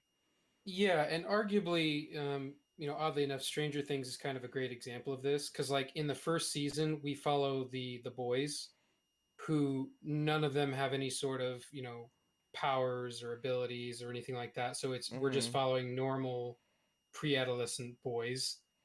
And 11 is very vague. She's mysterious. We don't know the limitations of her power. She's basically, Captain Asspole. Anytime something needs to happen, she just shows up and fixes it. But the problem is, as the seasons go on, they start to get more and more from like her perspective, and she becomes more and more of a main character. Hmm. Unlike Gandalf, who's more of like they know that they need to not put him in front of the camera all the fucking time. So like the second and third season of Stranger Things are not great. stories with softer magic tend to not be written from the perspective of magic users. For example, the Black Company has a very soft magic system, and there are even main characters who use it regularly, but it's told from the perspective of Croker, a non-magical character. There are a number of reasons an author might want to do this. 1. If magic exists outside the point of view, you can align the reader with the main character, who may view magic as this mystical and unknown force in the world. That may be something that you want your reader to experience. Sanderson writes in his essay, The First Law of Magic, that soft magic preserves the sense of wonder in their books, to give the setting a fantastical feel. Soft magic books tend to want to indicate that men are a small part of the eternal and mystical workings of the universe. And that sense of the mysterious unknown can be harder to achieve if writing from the perspective of someone who must understand something of your magic. My favorite example of this is The Hobbit, because Tolkien. Oh, jeez. Yeah, I wonder if he's actually going to talk about the movie or the book or the actual book. Probably the movie, Oh. based Yeah, on the he's imagery on using like the most screen. popular point of reference as possible. Mhm. It's not a bad strategy, but it does mean he's a little bit hindered when it comes to this. Right. Tolkien tells his story through the eyes of Bilbo, a hobbit and handkerchief enthusiast. He adds to the tension in the story by using Bilbo's perspective. It reinforces that sense of the unknown in Mirkwood Forest, because Bilbo cannot possibly predict what enchantments, spells, or kind of racist elf kings he might face in there. It would be fun. Kind of racist. He's full on racist. He hates dwarves. Yeah, but you're not He's allowed not to trying to to have change. racist characters. Okay. Far more difficult for Tolkien to create that mysterious tension if the story was told by Gandalf, who would know a lot more about what to expect. But let's say that you want to write your soft magic. That has almost nothing to do with the magic system. That's just storytelling in general. Well, no, he's saying like these are the storytelling context in which it's more appropriate to use one versus the other, Mm. and why. So I kind of get his point. Story from the perspective of a witch or a wizard. How would you do that? There are an infinite number of ways that you can do this without breaking Sanderson's first law, but we are only going to talk about two that are particularly common and add really interesting dynamics to a story. One way is to write characters who have magic but do not control it directly, that only your eponymous hero can wield the ancient magical sword of plot convenience that also happens to indicate he should be king for some reason. Strange women lying in ponds distributing swords is no basis for a system of government. Okay, that's just making fun of it because it's like, yeah, it's applying Martin logic to King Arthur when it's like King Arthur is more based on the pseudo-Christian, like, yeah, because it's the will of God. It's that, like, follow the rules. Well, it's the whole. It was funny when Monty Python made the joke. It's Mhm. less funny now because it's been made like a billion fucking times. Right. So I almost stare at that. It's hard to see the tropes from the originators and not react to it from our modern perspective.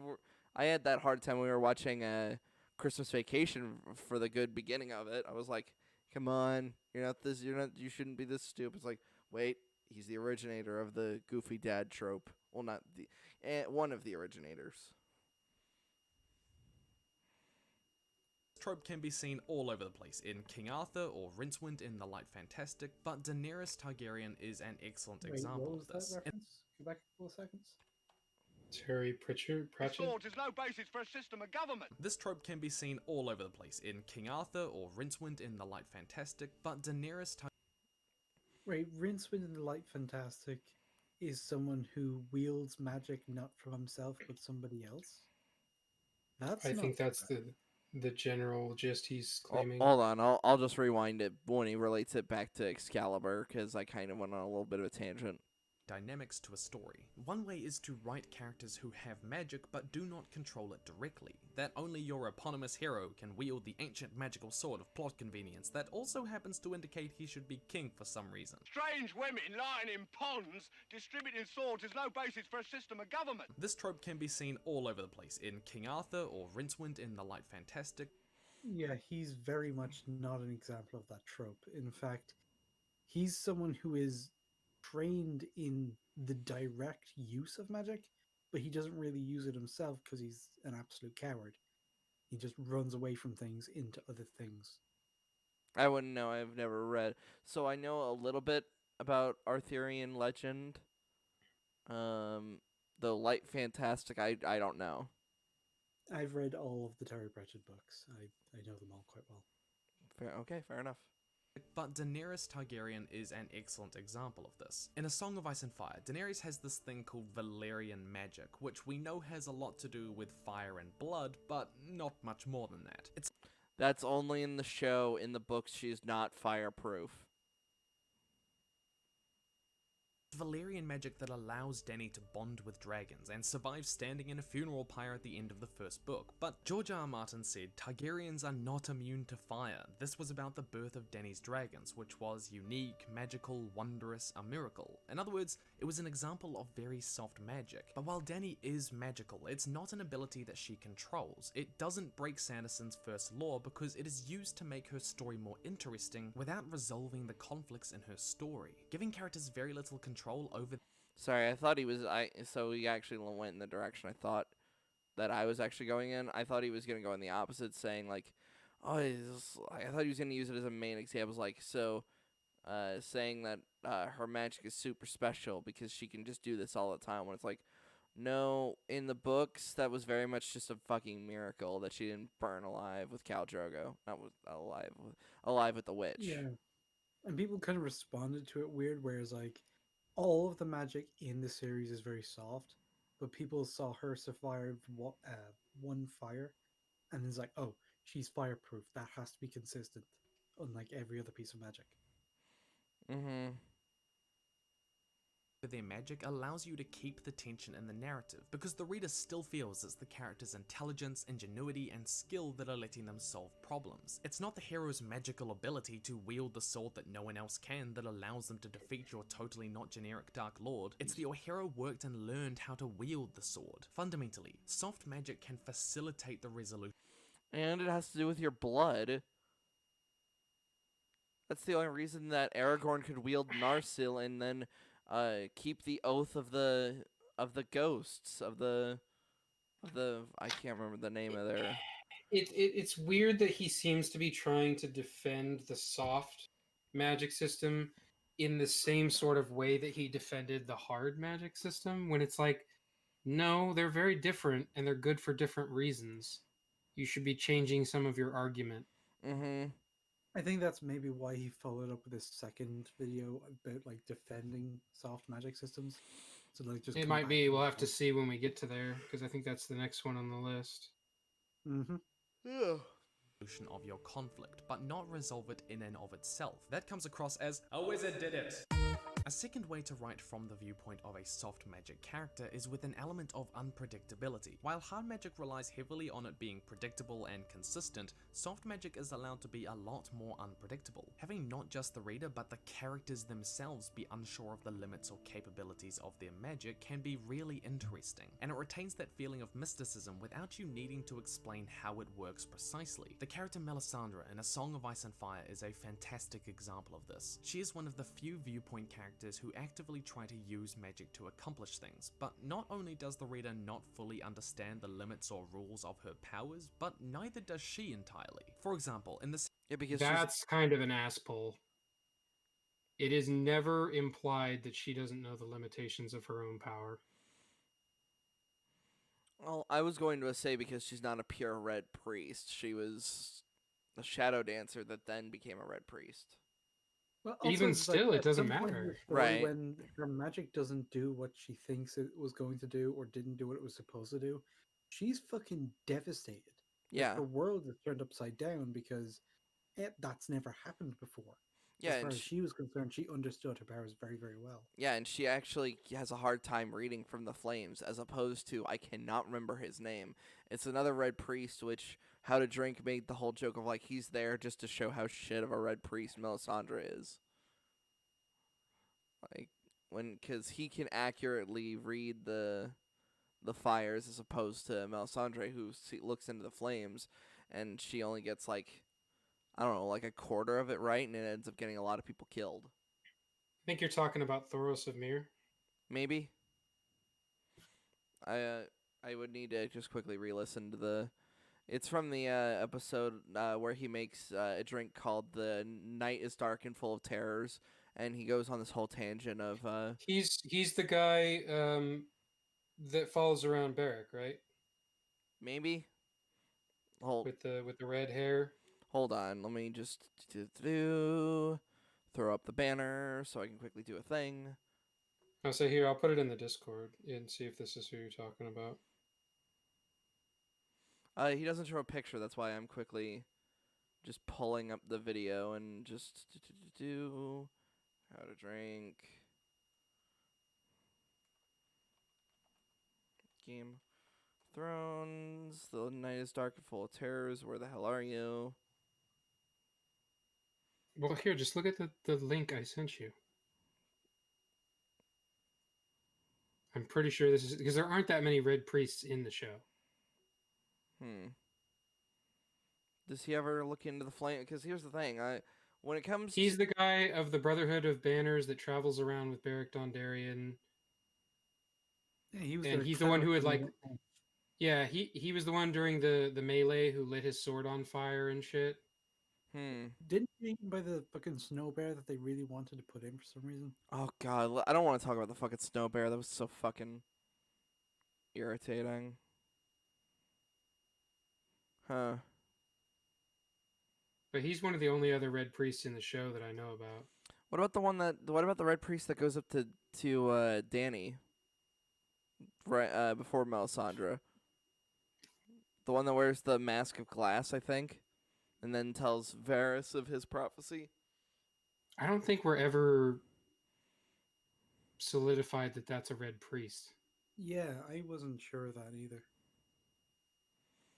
Like that whole character just kind of gets fucking dropped, at least by the show. Yeah, by the show he's completely dropped. All right, I'll close this and I'll bring the video. The not defense writing soft match, full screen it, and then bring the banner back down.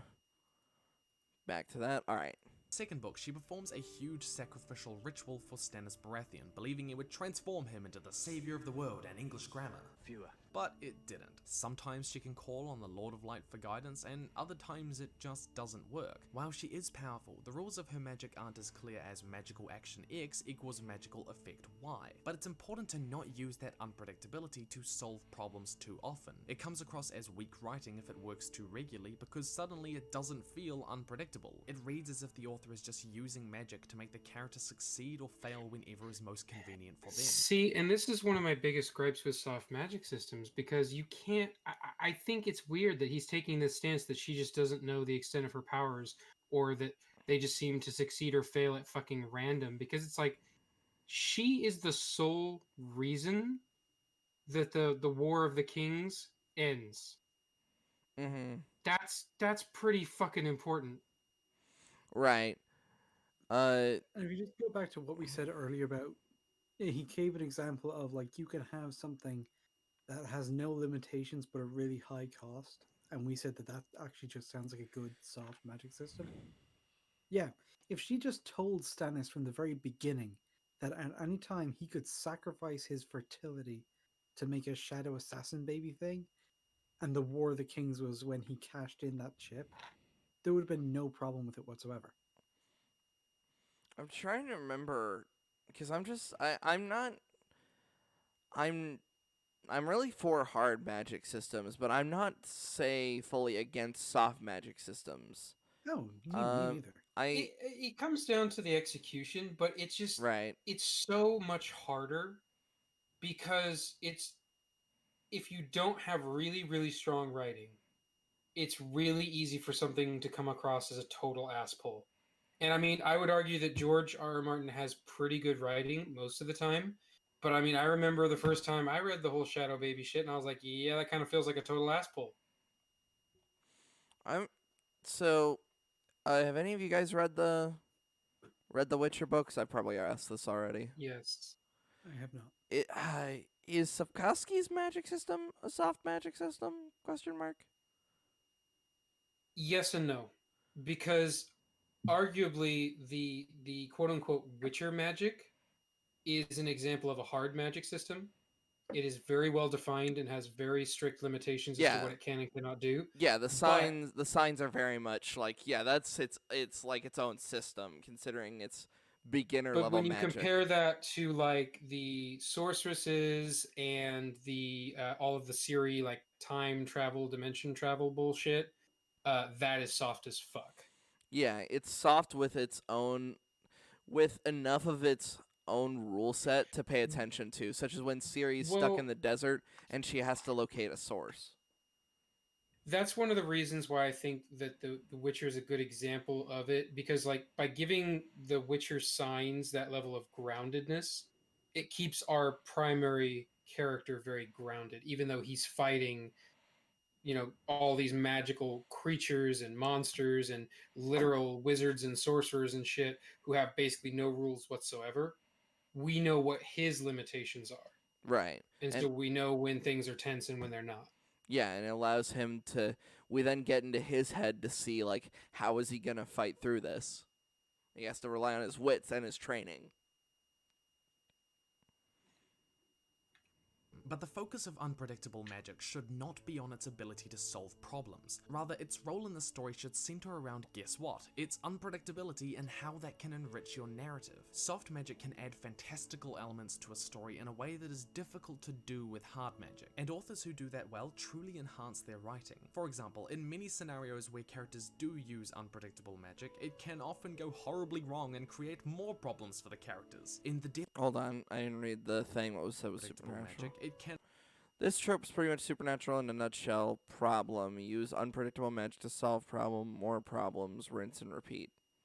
I don't know. I don't watch Yeah, Supernatural. He's not I've wrong. seen a lot of it. Like I think up to around like season 11 or 12. I think. Hate its fan base, but I've conceded that that should not be the thing that stops me from watching the show. Oh yeah, I no. don't. It's like the first 5 seasons. It's actually a lot of fun, and then after Yeah, that, it's very hit and miss for a very long time, and its story just becomes I very don't remember formulaic. which season it is, but the one where they literally stop the apocalypse is basically just watch up to that point and then stop watching. Yeah, Like Mm-hmm. that's it's the end of that's season 5. If you watch the first 5 seasons, it's a complete whole story in and of itself, and then it just keeps going. Mm-hmm. can often go horribly wrong and create more problems for the characters. In the Deathgate cycle, the more What? Deathgate? Man, this just shows how little reading I do because I'm like, what the fuck is that? Do any of you guys well, know at what least this good on is? him for putting the references on screen. I Yeah, mean, yeah, he's doing a good job. It's just unfortunately I feel like a brick wall when I talk. See, here's the thing: when you guys talk fantasy around me, I'm like, what? but you want to talk about like Stargate or fucking Yeah, I know. It doesn't have enough laser weapons in it. Pew pew, go away. it needs more Nyax, okay? If you just Nothing needs more You Nyax. could totally make a fantasy version of Nyax. In fact, I just might. do it. If you do it, I will fucking pay the rights to make a movie for it. No, it's like the way I have like shit built in my world, there is room for something like him. Oh, sweet. No, I think it's just because I like my rules. So when you take away rules, I'm like, no, wait, please come back. No, I was using that. No, don't just wave your little magical stick around. I need to know like the intricacies of like how you're pronouncing it and like what you specifically need to be doing. Uh, come on. So it's like everybody just rides dragons. But what's like the cost of riding the dragon? Is it your soul? Is what are the rules?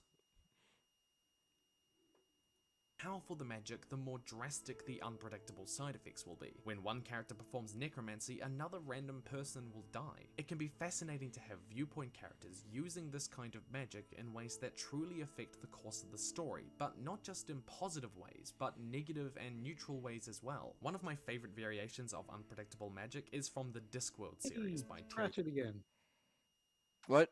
You want me to pull it back a No, few no, I seconds? was Oh. just happy that Pratchett's being used as a reference point again, because he's not referred to nearly often enough. He does a lot of fantasy shit. It's like a lot of trope deconstruction because all of his shit is like satirical and jokey. I'll have I to. like that he's referencing the whole like necromancy and bringing people back from the dead, which admittedly, in comics and a lot of superhero media is just kind of a running joke at this point. Like no one's dead forever. No No one's one's ever ever really truly gone. Yeah, exactly. And I kind of tried to find a way to get around it. So I have a character that gets brought back from the dead, and the way that he does is that his girlfriend, who is literally pregnant with his child, goes to this necromancer and is like, "Hey, I want this person revived." And he's like, "Okay." So he does the necromancy spell and basically kills the baby, and she ends up exploding because essentially he's resurrected in her womb, but as a fully grown man. Fuck. He Yeah, didn't it's really want it fucking first? brutal. So basically, two people end up dying to bring back one.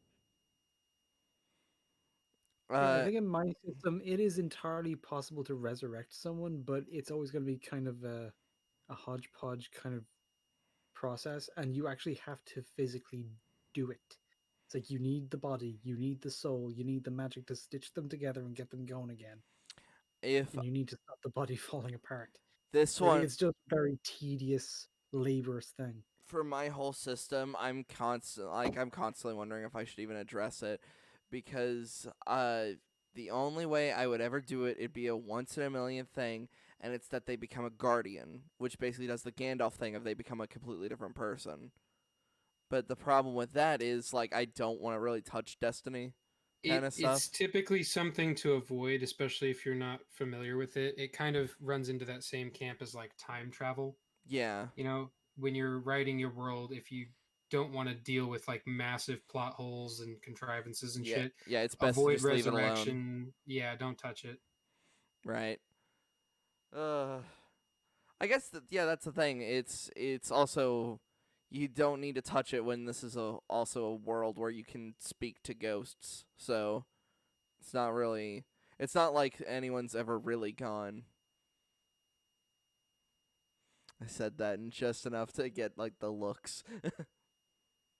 Pratchett, which if you haven't read is the perfect Oh, a good example of like that. I don't know much about the Terry Pratchett stuff, but my relation would be The Witcher. In The Witcher 3, when they're interrogating somebody that was killed by the Wild Hunt to find out what happened with Ciri, they killed that garden. That basically where all the people of Skellige were getting like their food. So it basically had this it caused this great effect on the world itself, on the land. Nothing will ever grow there again. balance between fantasy, comedy, and dreadful existentialism. In his books, magic has something of a personality. It isn't easy to control and can simply decide to do things on its own. If you really want to set your soft magic system apart, consider how its unpredictability could play into your story. Thinking about how Pause for a hard it second is because to I just realized something. Hmm. Okay, so the way Pratchett does his magic system is very soft because magic, it's more like very high tier wizards are people who've studied magic for long enough and in enough depth to know that the best thing to do with it is leave it the fuck alone. So they're all just really lazy old guys who fall asleep in big cushy armchairs. That's Whereas the hilarious. younger wizards are like the ambitious ones and like they're trying to figure things out and do things. And like all the older ones like, they'll learn. But yeah, it's like the way he does it is by giving it a personality. I just realized that's how I get around it too. Is because in mine is like I've got like witches and wizards, and there's like doing the figuring out, and they're using the rune system to like do new things. But like the soft magic system is the gods, where they have very few limits because they're fucking gods, but it's dictated by their personality. The limits are what they will and won't do as people, rather than what they can and cannot do as gods. You know. So yeah, this is just an interesting thing to note. That's probably where I got that idea. When it comes to leaning on my harder magic system with like the collision story, is the fact that my gunslingers can create can kind of create bullets, but they have to really put the concentration in there because a bullet is more than just like it's not a ball and powder. They actually have to like think of like the proper mixture for the fuck the chemicals inside, not to mention primers and all that stuff. Which is why if they're normally trying to make new ammunition, they normally have to be holding like the caliber they want, so they can really like think about it. Which is why in an emergency, if you try to make a shotgun shell, you may just end up making just some bits of metal to just shove into a gun. It's like, oh fuck, can't do that. The rule being my version of alchemy is very much limited by how much concentration you can put into it. control, So perhaps giving it mind muscles. Yeah, So because where do you work at the library? that's why the gunslingers they can only do a few things with their alchemy, but they can do them really well because they put in the practice to do it. And when it comes to things like the transmutation circle, like my character Peter has the his transmutation circle on his fucking hand, so that when he touches something, it can and he has to really think about it. That's what allows him to do it. But the problem being is that if he's really not thinking about it, he could end up fucking over his own arm, which is of course mechanical. It's like, what's to separate the thing that's touching it versus the original source? Mm-hmm. What originally created this was the fact, like, man, just creating the radio would have been a lot harder because you don't know where those components would go unless you would seriously understand the mechanics of that radio. it some form of sentience that makes it not just a tool that could be used, but something to be incredibly wary of for your characters. And this is a major difference between hard and soft magic, Hey. where hard magic will go wrong because the practitioners didn't understand the rules or limits of the magic. Soft magic is more likely to go wrong simply because of its nature. Unpredictable magic can actually increase tension with a sense of risk to using it, and is less likely to feel I do like what you were saying, though, Slayer. The idea of, like, oh yeah, the wizards just don't fucking bother with it because they know how bad it could fuck you up. And yeah, it's like there's certain of his books where it's like there's some big magical thing going on in the world, and it's like the wizards will have just some artifact buried in some storage closet in the university, and somebody knows it's doing something, but nobody remembers what fucking catastrophe this is the alarm for. like, a wizard did it.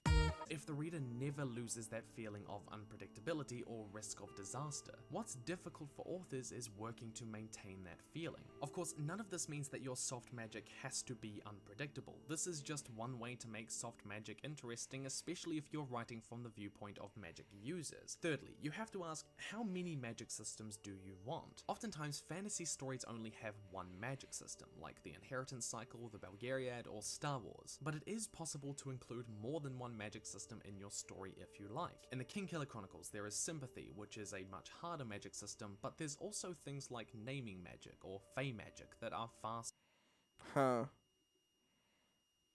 Those things would have to really conflict with each other. With my like sci-fi, I've made biotics and like force powers very much collide with each other. You can't use one without using the other, which makes it very difficult for Kalen to just even tap into that. Well, yeah, but your fan fiction aside, like this is exactly what we were talking about with The Witcher. Right. Like yeah, the one of them's very grounded, one of them actually is the force of the universe.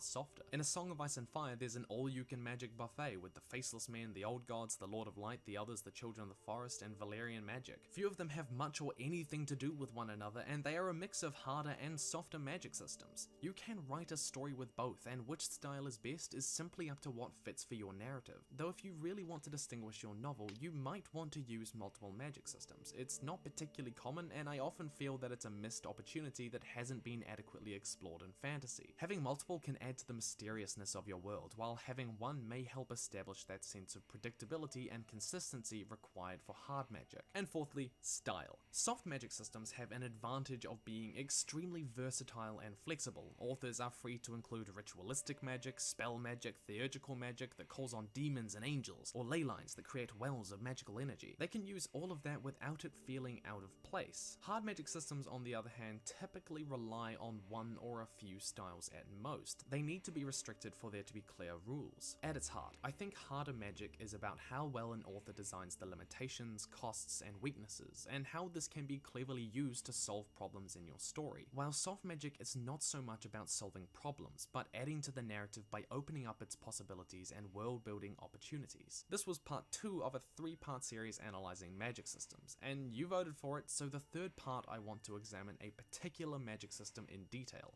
Avatar: The Last Airbender. How it's developed, how it fits in with Sanderson's third law of magic in particular, and where it works or doesn't work within the narrative. Question of the day, which do you So I guess the soft magic. I'm gonna throw the banner back up. I guess the soft magic video is unrelated to this series. Probably. Yeah, because here it is, bending as a magic system. That's apparently the third part. I guess in defense of soft magic systems is just its entirely own topic. Did it come out before or after all of this? After November 9th, 2019. Yeah. Should we Yeah, we'll just take the ones we originally all right. decided to do. Man, damn, we are really making good timing on this one. Well, that's because like his videos are mostly like very good. Yeah. It's just sometimes we'll pull him up on like a very specific thing, but overall he's kind of nailing it. Mm-hmm. Like he's using good references, he's using a lot of examples from different things to give a good overall idea of what he's on about. Yeah, it's good shit. Yeah. I think when it comes to personal writing, I'll definitely admit I'm probably a lot more tismy than like you guys, because you guys are willing to actually put in the work to make it more original than me, whereas I see this stuff and I'm like, this stuff is being screwed up. I want to use it so I could try to tell a better story with it. The problem being is that it definitely just comes across as being fan fiction. It's like, fuck. Yeah, that's the problem, is if you're just aping on what's already there, then it is by definition fan fiction. You're Right. like, well, the stuff that they did was stupid, so I'll take the same framework and do it better. And it might actually end up being better, but it's at the end of the day, it's still fan fiction. Which I don't really have a thing against it. Some fan fiction is rather interesting. Some of it is very much just an excuse to have OCs, and that kind of stuff. 10% to like 90%. It's Yeah, not a great ratio. It's like being fan fiction in and of itself isn't some mortal sin. It just depends on what it is you're trying to do. right. I think it's just I'm more just like, man, using fan fiction as like a demeanor when it's like some people can't just would prefer to write within the constraints of the stuff they want to as opposed to creating something completely original. Fan fiction tier writing is kind of like an understood phrase because we Mhm. all know what it is, even though that doesn't describe, fan fiction intrinsically. Right. I think that's it also doesn't help when it's like like some original works are just a thing, but you change some words around. Aragon's a big example of this. The Dragon Riders are just the fucking Jedi. uh, they're magic. Well, and that's one reason I decided to, switch away from making fan fiction and make my own shit. Is Right. like it's really not that much different. It's just Mhm. you would have to create like your own version of the Force or your own version of whatever system it is that you're trying to use as your basis. Right. Yeah, and it's what made me go from like literally just making a D&D character team and all that shit to like just putting it in my own world and expanding Yeah. on it on my own. I'm still basically playing D&D by myself because that's what writing is. Right. I can. That's the. This has honestly just been the funniest thing about a lot of YARP for me is like, oh, my fan fiction tier writing versus people who actually want to like make books. I'm like, oh yeah, I'm definitely outclassed here. I would. My stuff would definitely be more in the sense of I would want it to look cool if I were to ever put it on screen. Whereas you guys actually want to like make a thing, like, and you want to make it Oh yours. yeah. I mean, I'm also just like not on any kind of deadlines. Like, I originally started doing like world building stuff like as a hobby in the background like 5 years ago. Mm-hmm.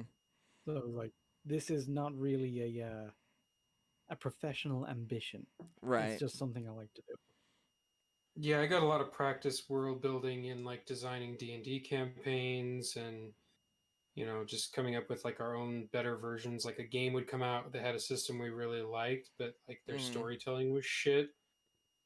So I would just, like you said, you're kind of playing D&D with yourself. You're designing this world, and I would do it for other people's stuff sometimes. Like I would craft backstories for other people's D&D characters so that they could go play. And for me, it's just something I do in the background. But would I like to pursue it? Would I like to get published? Yeah, absolutely. It'd be great.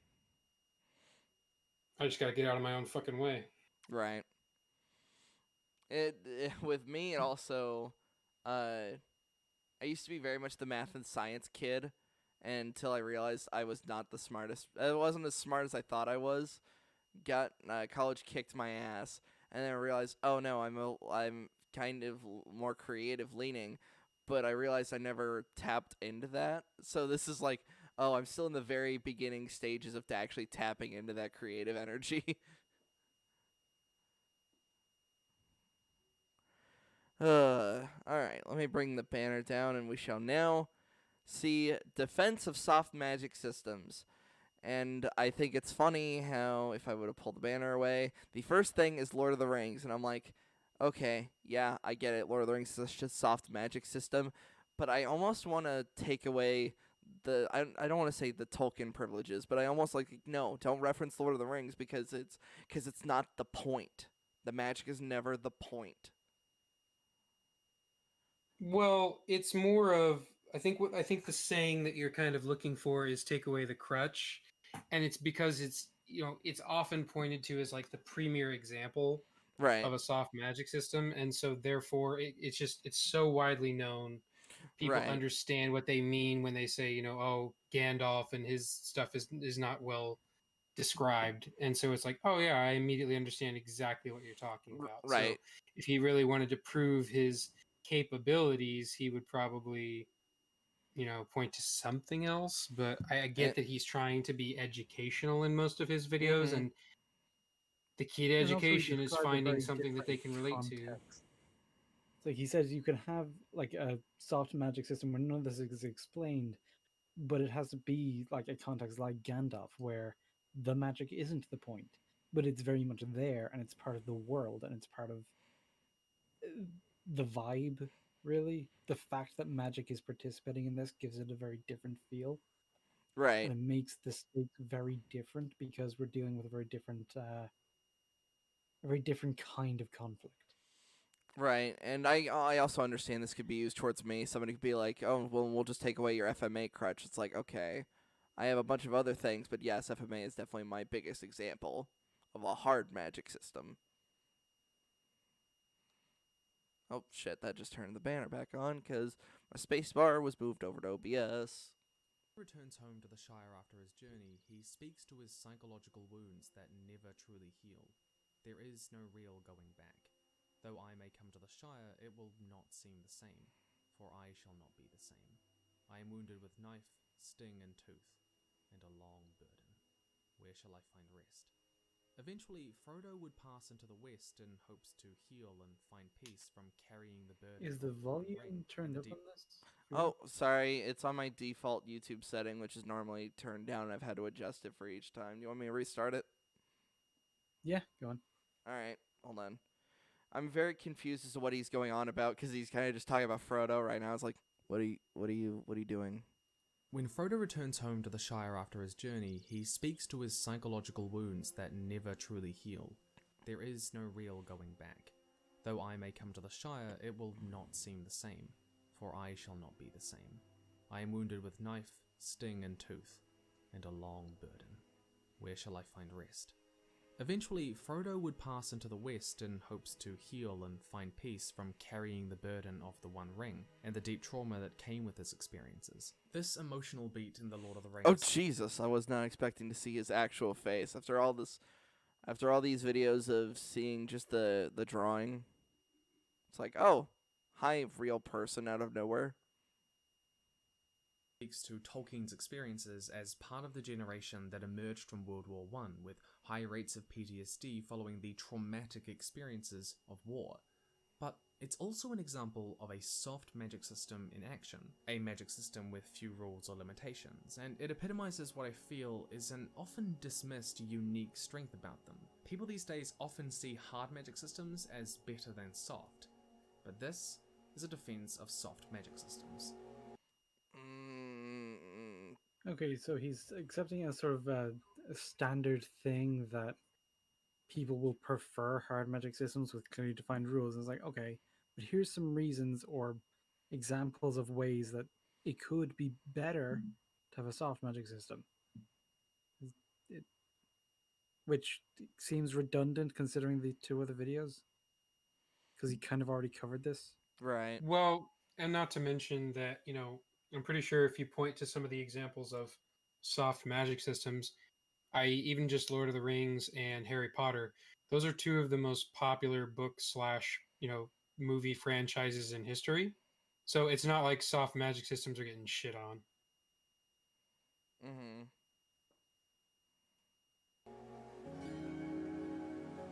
Hell, if anything, I'm trying to think of what movies or TV have come out recently that have hard magic systems besides like things like anime.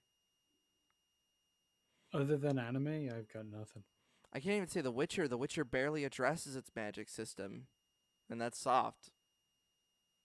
I think the closest thing you have would be like Star Wars, but it's been really fucking tismy lately. Yeah, that's why I was like, I'm not gonna say Star Wars. And even then, that's pretty far along the spectrum towards the soft end of the scale anyway. I mean, it's very much on the spectrum. Huh. Yeah, I just really can't. Yeah, anime is our closest example of like stuff that would involve a hard magic system. Way to go, Japanese. Yeah, sometimes we think you understand writing better than anyone else, but then we look at what you look like. That sounded a lot more racist than it did in my head.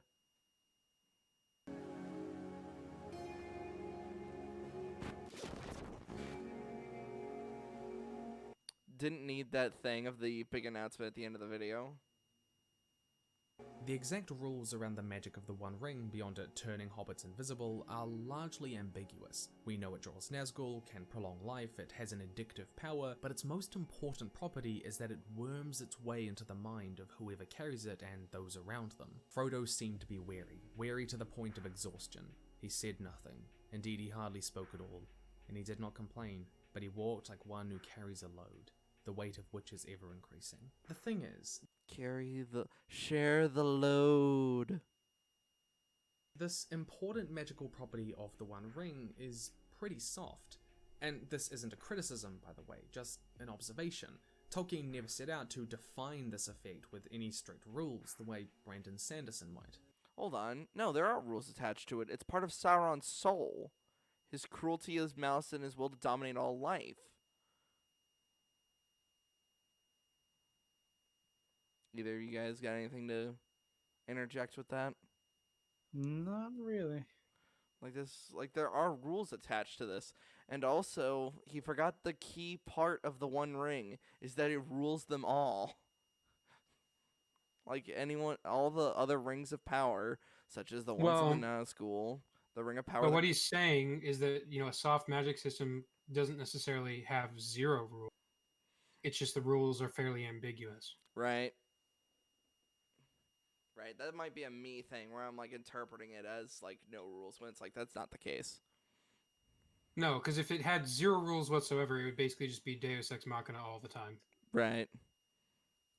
It doesn't affect people consistently in the same way, either in how it tempts them or the powers it gives them. There aren't defined methods that the characters can use to resist it, and you can't necessarily quantify the effects that it... Wait, did they say there's no way to... Hold on. I'm rewinding that. He said, like, no way to resist it when it's like, Bilbo resisted it for quite a long while, because hobbits don't inherently want to do anything with it. Affect people consistently in the same way, either in how it tempts them or the powers it gives them. There aren't defined methods that the characters can use to resist it, and you can't necessarily quantify the effects that it has on ring-bearers psychologically and emotionally, not in easy terms, hence why Tolkien opted for the somewhat vague line, "I am wounded with a long burden." But that's kind of the point, isn't it? Because the emotional beats of Frodo's story here aren't really about the magic. It's about trauma and the difficulty of returning to your old life even when it's over. It's an example of what we'll call the psychological tension in a story. The immersive experience of Frodo's personal journey with the ring is about how it torments him, how he comes to need and love this thing that he knows that he should hate, and how even when it's gone, even though he's relieved, he says, "It is gone forever, and now all is dark and empty." He defined himself by the One Ring for so long, and... Don't you get it? War is bad! Ow.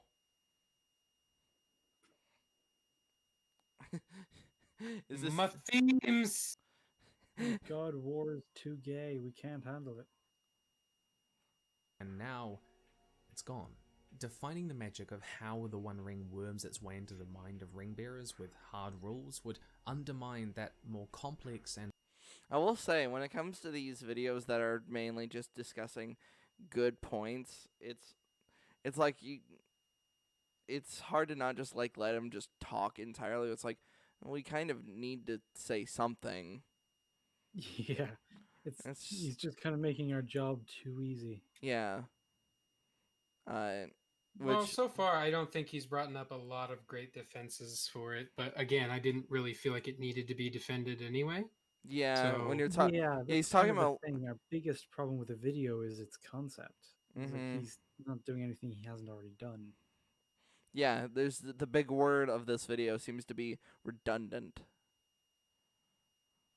And grounded experience, because trauma itself and dealing with it doesn't neatly abide by hard rules, and soft magic better supports that thematically. Magic here is being used to tell a different kind of story, a different kind of emotional beat and tension. Now, the usual justification for preferring hard magic systems is something along the lines of, I want magic to be a tool that the reader and characters can use to logically solve problems with.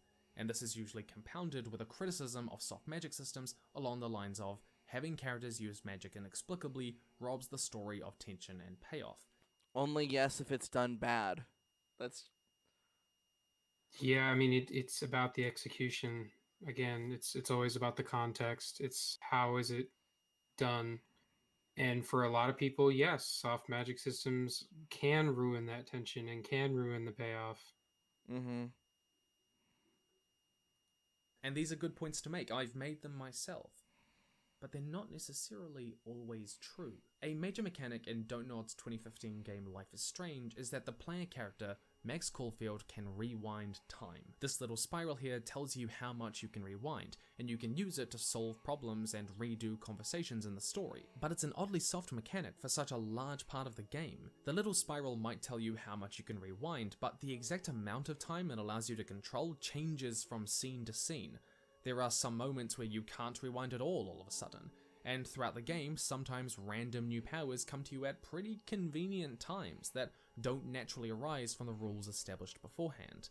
It's almost as if the writing is inconsistent and not very good. Yeah, that's not a game I would use as an example for anything. I'm hoping he's gonna say that this is why it's not, don't do it this way. Like, I'm hoping that's what he's gonna say. But if he says like this is a good example, we're gonna have to have some words. The clearest example Yeah, of this soft is at magic the systems are okay because they did it in Life is Strange. It's like, end of episode 2, where you intervene to save Kate Marsh from taking her own life. You arrive at school and you see her atop the building. Now, under the usual magical game mechanics the player would rely on, you can't move while rewinding time. But Max suddenly finds herself able to do this in order to reach the top of the building. And depending on which answers you now choose here, you push her closer to the edge or you draw her back. And under usual magical game mechanics, you can rewind time when you pick a wrong answer, but you suddenly find yourself unable to use your powers this time. In the past, she just fainted, but she never lost her powers, and this problem doesn't really ever come up again. A lot of authors would see these as red flags of bad writing, and within Brandon Sanderson's emphasis on predictability and consistency, that would be fair. If the reader, or in this case the player, can't rely on clear magic rules to solve problems, then obstacles can seem random, and plot resolution can feel cheap and successes unearned. But Yeah, because it's not. I'm kind of like wondering, also, what is his point? Is he saying like, oh, but because it's soft, it's okay? I or would soft disagree. I allows mean, you if to it, do this with no consequence. I'm Because yeah, I that's mean, not if true. it's already been established that this is not how shit works, then the fact that it's working is a problem. yeah. Like I know exactly what it's trying to do. Gameplay wise, it's trying to like so you've basically it's threading you along, thinking like okay, you can basically rewind no matter what, and then the whole gameplay thing is like this is you finally have to just deal with a decision you cannot take back. That's what it's trying to do, Well, and and I what's would make the argument that because it's a mechanics based thing, that really only works in the form of a video game. exactly, and that's why if you just look at this from a narrative perspective, this is entirely inconsistent. Yeah. They're basically taking mechanics away from you that you've been relying on the entire game. And so suddenly you feel powerless Yeah, when there's no reason for you to be powerless other than the game the game just made my won't let buttons you. not. Yeah, the game took my buttons away. Hey, hey, that was the hospital. River just got back. Hey, You can mute if you need to, but no, she just walked. we, She just walked in. Come join us. All right. we won't hold it against you if you need to. You understand? Yeah. Actually, you guys talk amongst yourselves for a minute. Okay. Ooh, the show is ours now. Finally. Victory is mine.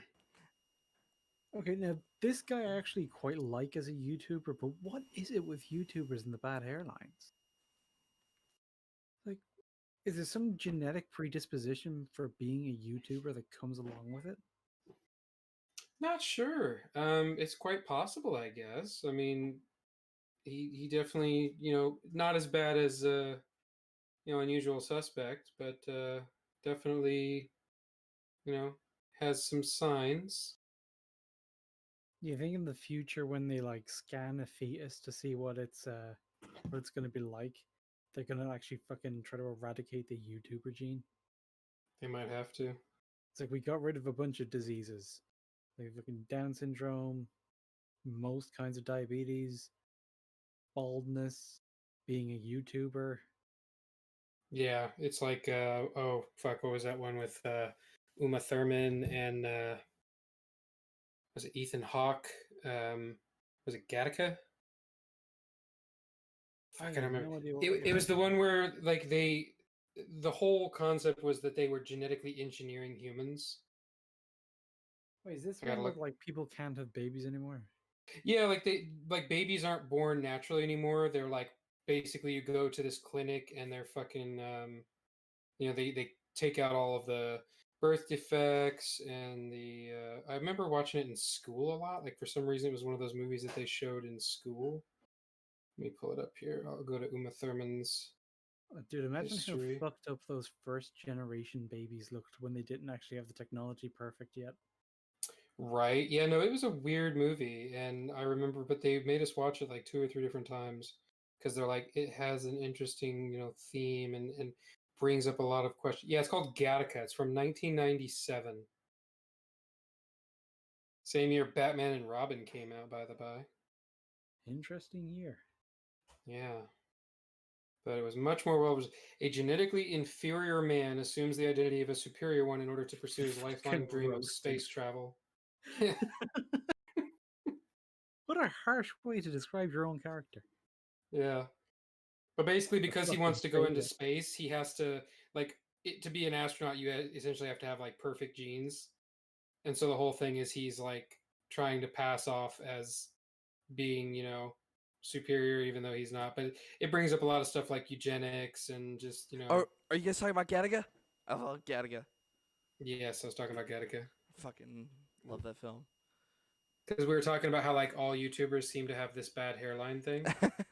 Oh, so Yeah, they're that kind nice of if on a the being a topic of YouTuber had genetics. like a genetic prediction that's So- like it's going to be phased out. so they don't have. Do they not have These guys probably don't have belly buttons then. I mean, who knows? I I w- haven't seen this hairline and the belly button in the same frame before, so I don't think I want to. I will say I mean, that's just damning. this is I will say the redoing of this episode and adding more to it. It's kind of just talking about different writing techniques because with the people well, I was I doing. thought that was the initial point, Yeah, wasn't it? yes, it Yeah, like was. we're not actually here just to talk with a video. It's more we're using the video as kind of like an anchor point for everything we talk about around the video. Right, I kind of Cool. needed to remind myself that while I was using the bathroom. I was like, right, this isn't about the videos because I was kind of doing this as sort like while I was having this conversation with you guys, I was kind of treating it as business as usual. So it's like, oh right, that's not the point of this. No, it's more of just a conversation and easygoing talk, and we're starting off the new year fairly positive. Nothing too major, Yeah, no anger. I think a big problem with my writing, and I'll definitely need. I haven't quite figured out how to move past it. Is I've definitely have thought of the visual before figuring out how to connect it in a meaningful way that makes sense. Like, so the idea of the collision originally basically popped up as like, what if World War One, but the enemy was is like wizards and elves and stuff. Well, but that's not inherently a bad thing. It's about how you then implement it into Right. your work. Yeah, or what are the rules in the world that made that the case? And what are the Right. implications of them? And it's definitely inspired more by GURPS than it would be anything else. And unfortunately, last time I checked, GURPS doesn't really GURPS is kind of a free for all when it comes to how its own world is built. Last time I looked at the What rule the fuck book, is GURPS? GURPS is basically a tabletop game where I was explaining it before we were doing our whole New Year thing. It's basically a tabletop where there are just different zones, and in these zones, you've got like superheroes running around in like modern cities. In one zone, you've got magic users fucking casting spells, and then in another one, you've got like cyberpunk type people shooting machine guns and that kind of stuff. That's how it was explained to me. It sounds like one of those tabletop RPGs that was just aimed at people who were indecisive as fuck and wanted to have access to all of it in the same universe. Yeah, we tried setting a game up, me and my old D&D group, but I don't think we ever got that off the ground. Because the more I think about it, it's like that just sounds really complicated and kind of throwing the Well, rules out the yeah, window. and that's the problem is when your world is basically that open, it kind of becomes one of those situations where it's like you're the jack of all trades, master of none. Mm-hmm. You know, you're not going to have near enough focus, and you're going to have a weird fucking group comp that's going to be basically impossible for the DM to deal with because, like, one of you's a superhero, one of you's a wizard, one of you's a fucking sci-fi, half cyborg, half badass thing, and it's just like, what the fuck are you going to throw at that they can't just immediately deal with? Mm-hmm. Whereas if you just have it set in one rule where everyone has to abide by the same system, you can get a lot more interesting story-driven stuff. I think one thing that I'm definitely trying to tackle was the fact that these two realms were never supposed to interact, and it's the chaos that comes from that. Well, sure, but the idea is, if you have these two worlds clashing, yeah, it was never supposed to happen, but it has, and now you have to deal with the Right. results of that in a meaningful way. Exactly. Hmm. Very, very interesting conversations. His face. Yeah, he's very. I, he's kind of. He looks like he's like kind of mad that we've paused him. I was like, oh, these guys really paused me here. Yeah, it's just whenever you're fucking ready, lads. Come Yeah, on. yeah. That's why he's not looking at the camera. He's like, whenever you're ready. Much like how those emotional beats of Frodo's story were never about the magic of the One Ring, the emotional beats of Life is Strange were never about time travel. Life is Strange explores suicide, abuse, depression, and other social problems, and the narrative tension arises from you trying to navigate these issues, to make the right choice without knowing what the full ramifications might be down the line. Like before, these are psychological tensions. Having a hard magic system with a defined cause and effect play a major role in resolving these complex issues would undermine the thematic importance. So, Whoa. my problem with his my themes fucking argument is that this seems to imply that it is impossible for a hard magic system to deal with psychological trauma or psychological tension, as he keeps saying. Which is very much And not to that, I true. say, yeah, Hunter x Hunter, get fucked. I was just gonna. Like, just because they have all kinds of crazy powers and shit does not mean they don't deal with legitimate psychological and social issues. Yeah, It can be done. I was gonna say like My Hero Academia does it very lightly, but it does bring up like the idea of like just because you have these powers, like it doesn't do these like fucking Well, Stain. that's one of the things that keeps a lot of the characters grounded. It's like in a world where everybody essentially has fucking superpowers, how are you supposed to relate to these characters? Well, they go through a lot of the same traumas and drama and issues that we do, especially when you place it in a school setting where everybody can instantly relate to, hey, I went to school once. Mm-hmm. I remember what it was like to not be the popular kid in class. Yeah, I remember children. Though part of And me, children were assholes. I remember. though part of me would argue is like, man, sometimes I really wish that everybody was just aged up just a little bit because they are basically in their freshman year of high school. It's like, Well, you have to understand that at the end of the day, anime is not made for American audiences, and yes, therefore it's made from the perspective of Japanese culture, and they don't get as weird about that shit as we do. yeah, And it's also So, like from the perspective of Japanese teenagers specifically. yeah. right. It's not written for adults either. Yeah, they don't. No. They don't go backwards like we do when we read. Like they are watching things like My Hero Academia at the exact same age that Deku would be, or something along that line. Whereas we're like, no, we can watch. We can watch like this person be that kind of age and still have adult themes. Like we're very. I don't want to say loose with it, but still. That sentence probably made no sense. Done. My brain is just shut down. Of these issues in the first place. Much like how Tolkien knew that you can't logically solve Frodo's trauma, You can't logically solve Kate's suicidality, Chloe's self-destructive tendencies, or Nathan's abuse with clear and defined rules. In contrast, What? He's making another Life is Strange comparison. Right, but you can solve what? He's basically arguing emotions over logic, because emotions are how you fix these types of problems, not logic. And it's like, well, yes and no. Is this the equivalent of seeing Just Right say The Last Jedi is good? This guy who is I mean, making kind sense is of. suddenly No, not. it's not on that tier. Yeah, it's not that cringy. It's just it's not a very solid argument, but he's just like basically feelings can't be dealt with from a logical standpoint, which is not entirely true. Mm-hmm. Yeah, so, and even if it's not about logic, it's about understanding it. Like your emotional reaction to something doesn't have to be entirely logical, but I do have to understand why you're having it. Well, and it's like people who think that logic is the opposite of emotion when it's not. Yeah. It's logic is I can understand how you got from A to B to C. The journey tracks. It makes sense. Even if it's a very emotional journey, I understand why this character thinks or feels or acts this way. Mm-hmm. It makes sense.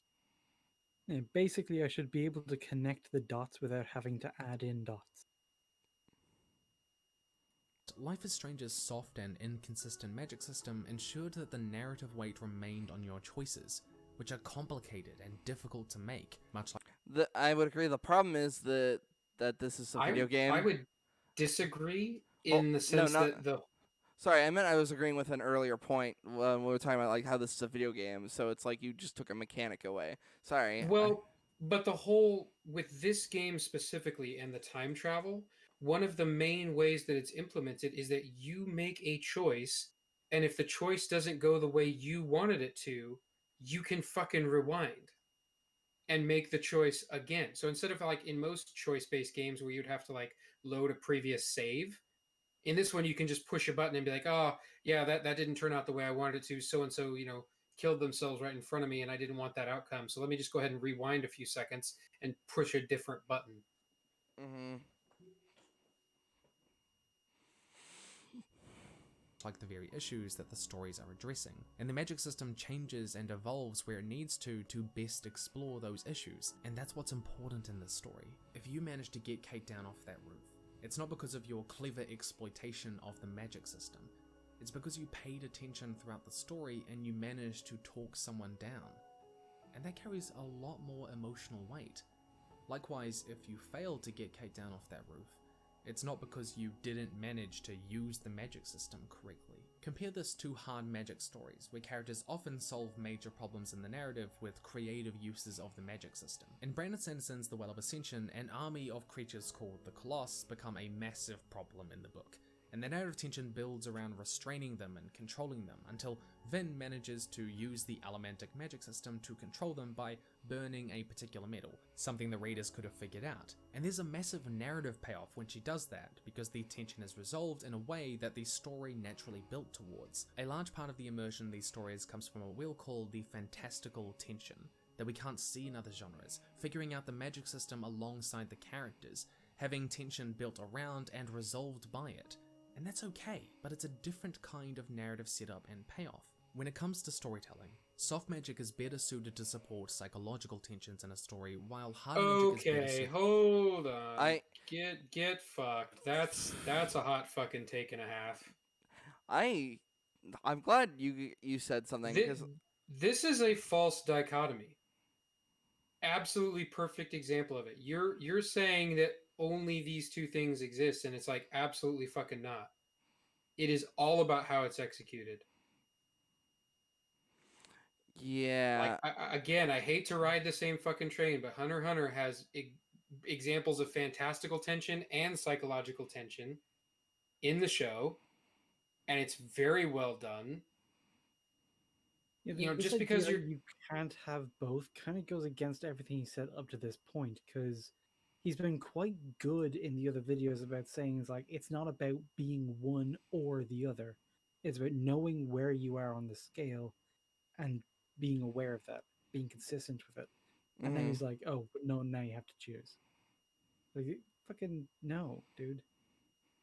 I think what's unfortunate is to me, I don't know if we're just pulled back far enough that I'm just not getting it, but like, man, something just feels off with with me. Don't I'm you like, fucking drink the Kool-Aid, you son of a bitch. no, I'm not drinking the Kool Aid. I'm questions like, am I just too stupid since we've pulled this far back in terms of like analyzing the media because Well, it's I don't go really this far zoomed out back. because you're not talking like I think when you tend to look at a source of media, you're looking at the sort of the finished product, like that layer.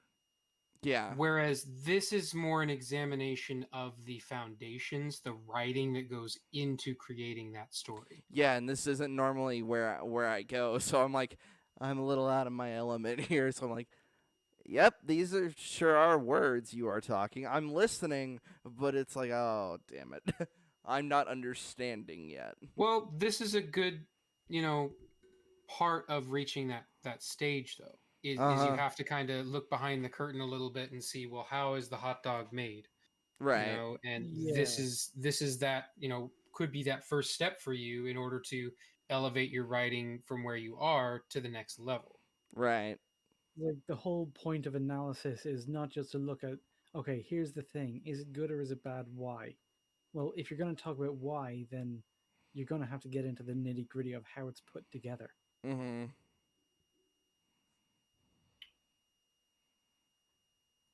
To support fantastical tensions. This is not to say that they can't do the reverse, not at all.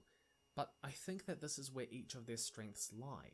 They serve different roles in the narrative. Okay, so at least he acknowledged that, you know, they can do both, but I don't necessarily agree with the fact that one is better than the other. Yeah, it's all about Or that execution. one is for doing one thing versus the other. Yeah, I don't agree with that at all. It's a bit prescriptivist. It's very weird. This being one of them. And the strength in soft magic extends beyond mental illness. I use that as an example What because up, it's what I Aslan? read and Oh Jesus, fucking It's Liam. it's Jesus. It's Lion Jesus. what I write. It's like But if it's Jesus. just the same for any other abstract ideas or themes or tensions that aren't fantastical, like relationships or politics. I prefer soft magic because I find stories that are first and foremost about those issues and only secondarily about the fantasy more emotionally engaging. And I understand that that's personal for me. I look to fiction to process and reflect on my own problems, both in what I read and what I write. That's actually why I enjoy The Rest of Us Just Live Here by Patrick Ness so much, because it's got a soft magic edge to it, but it's fundamentally about anxiety and what the hell it means to be an adult. How we explore this. Do you guys do that, or do you guys enjoy fiction to just completely escape? I enjoy fiction to escape. Yeah, I it depends on the fiction. Yeah, it really does. I think that the best sort of fiction allows you to do both. mm-hmm. It allows you to escape, and then like after you're done reading it and you put it down, it allows like all of those elements to kind of stew in your brain, and you process it, and you go, oh, that applies to this and that and this and that, but you don't even really have to analyze it. It almost is like a subconscious kind of thing. Right. I also just want things that I can escape to that I'm going to continue escaping to after I'm finished consuming it. I Like think the world of Discworld and Terry Pratchett, that's something that stuck with me because those books are so fucking good. it also doesn't help that when like you try to escape something and then they introduce real world stuff into it. The Last Jedi is the perfect example of this. It's like, let's introduce the military industrial complex and But you capitalism can bad. introduce real world stuff, even contemporary real world stuff, but you have to be very careful with the way you integrate it. Right. It's all about like once again execution, and Ryan Johnson executed it horribly. Well, have either of you ever read the Dresden Files? I played a bit of the tabletop, but I never read the books. So it's a good I know. example of the whole like it's a magic system, but it's very grounded in reality. The main character is basically a detective who works with the police, and so he kind of bounces between like the real world and also the magical world, and there's a lot of like elements of both, but it's blended in a very intelligent and sometimes very amusing way. Is it like it sounds a little bit like Constantine from the way you're describing it? It is, but without the religion. Right. Stuff in fiction matters. It can help people, but I think we should do more than that. And that's why, on December 6th, I'm going to be doing my first ever charity live stream Oh, for Twitch. okay. So, Yeah, we've reached the end of this video. I guess, yeah. Um, All right, you better tweet Shad. Let him know we're about to, pull his shit up. I'm gonna throw the Finally, banner up. good fucking content. Oh, this is good content. It's allowed us to I just mean, talk. yeah, it's good The content, but last video was kind of tismy. Like I'm Yeah. not. He I'd say kind of this slipped is into the that whole worst. emotional thing. Yeah.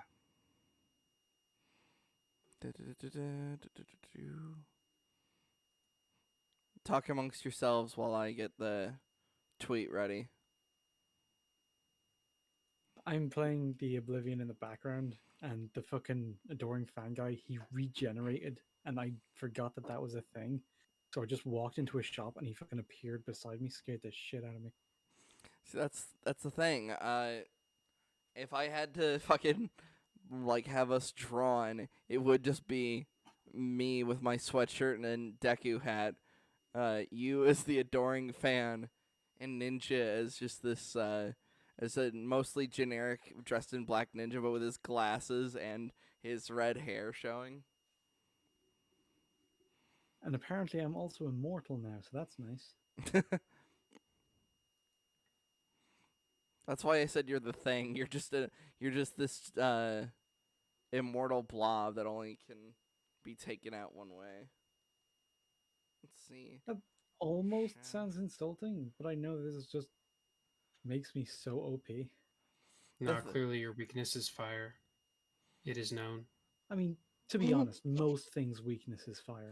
Fire is very destructive. Remember when? Did you guys remember when we tried watching Van Helsing for a little bit, and one of the things was like, fucking Dracula was thrown into a fire, and then he just walked out of it. It's like, fire is like one of the main weaknesses of the vampire. I guess we've just thrown that out. Well, yeah, it's like he systematically goes through all of like the main vampire weaknesses just to like show you. It's like that's not gonna work. And Witcher does that too. They're like, garlic doesn't work. Holy symbols, that's not a thing. In fact, the only thing that can kill a vampire is another vampire. It's like, that's why it's one of my favorite jokes in The Simpsons is when the animatronic itchy and scratchy things are coming for them, and Homer's like, "Oh, I've discovered their weakness. They're useless without their heads."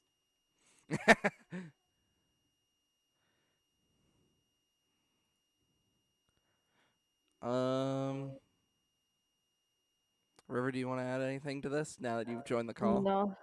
Oh. Well, I was just gonna say I was getting a CAT scan while you guys were having all the fun. Hooray! Yeah. How'd that go? It was fine. There was a Yeah, lot did they of find weight. anything good? No, just a bladder infection.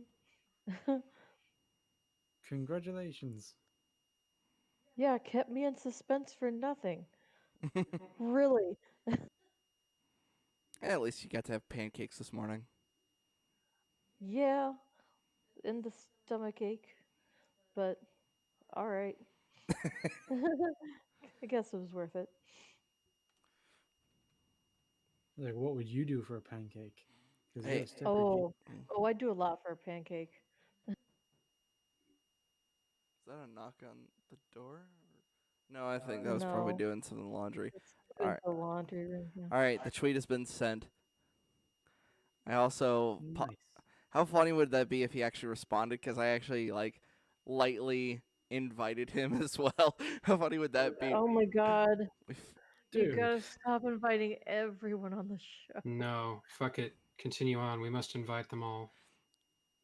How fun? What's the worst that they can say? No. Yeah, that like have no fear in the case of inviting guests.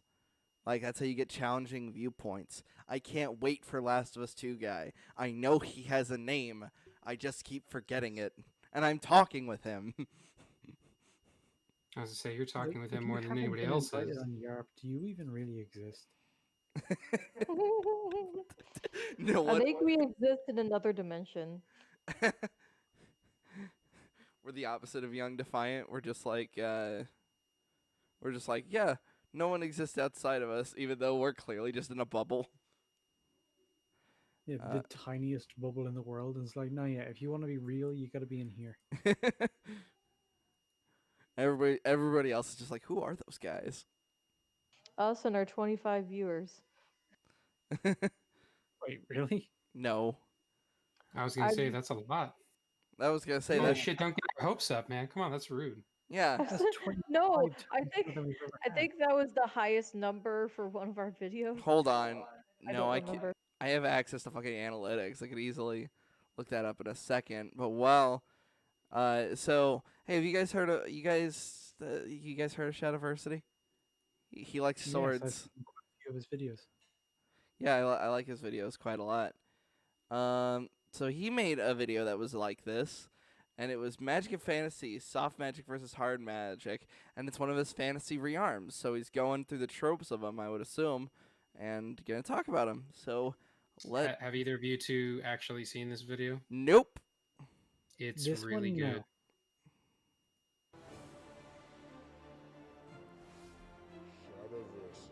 I'm already excited.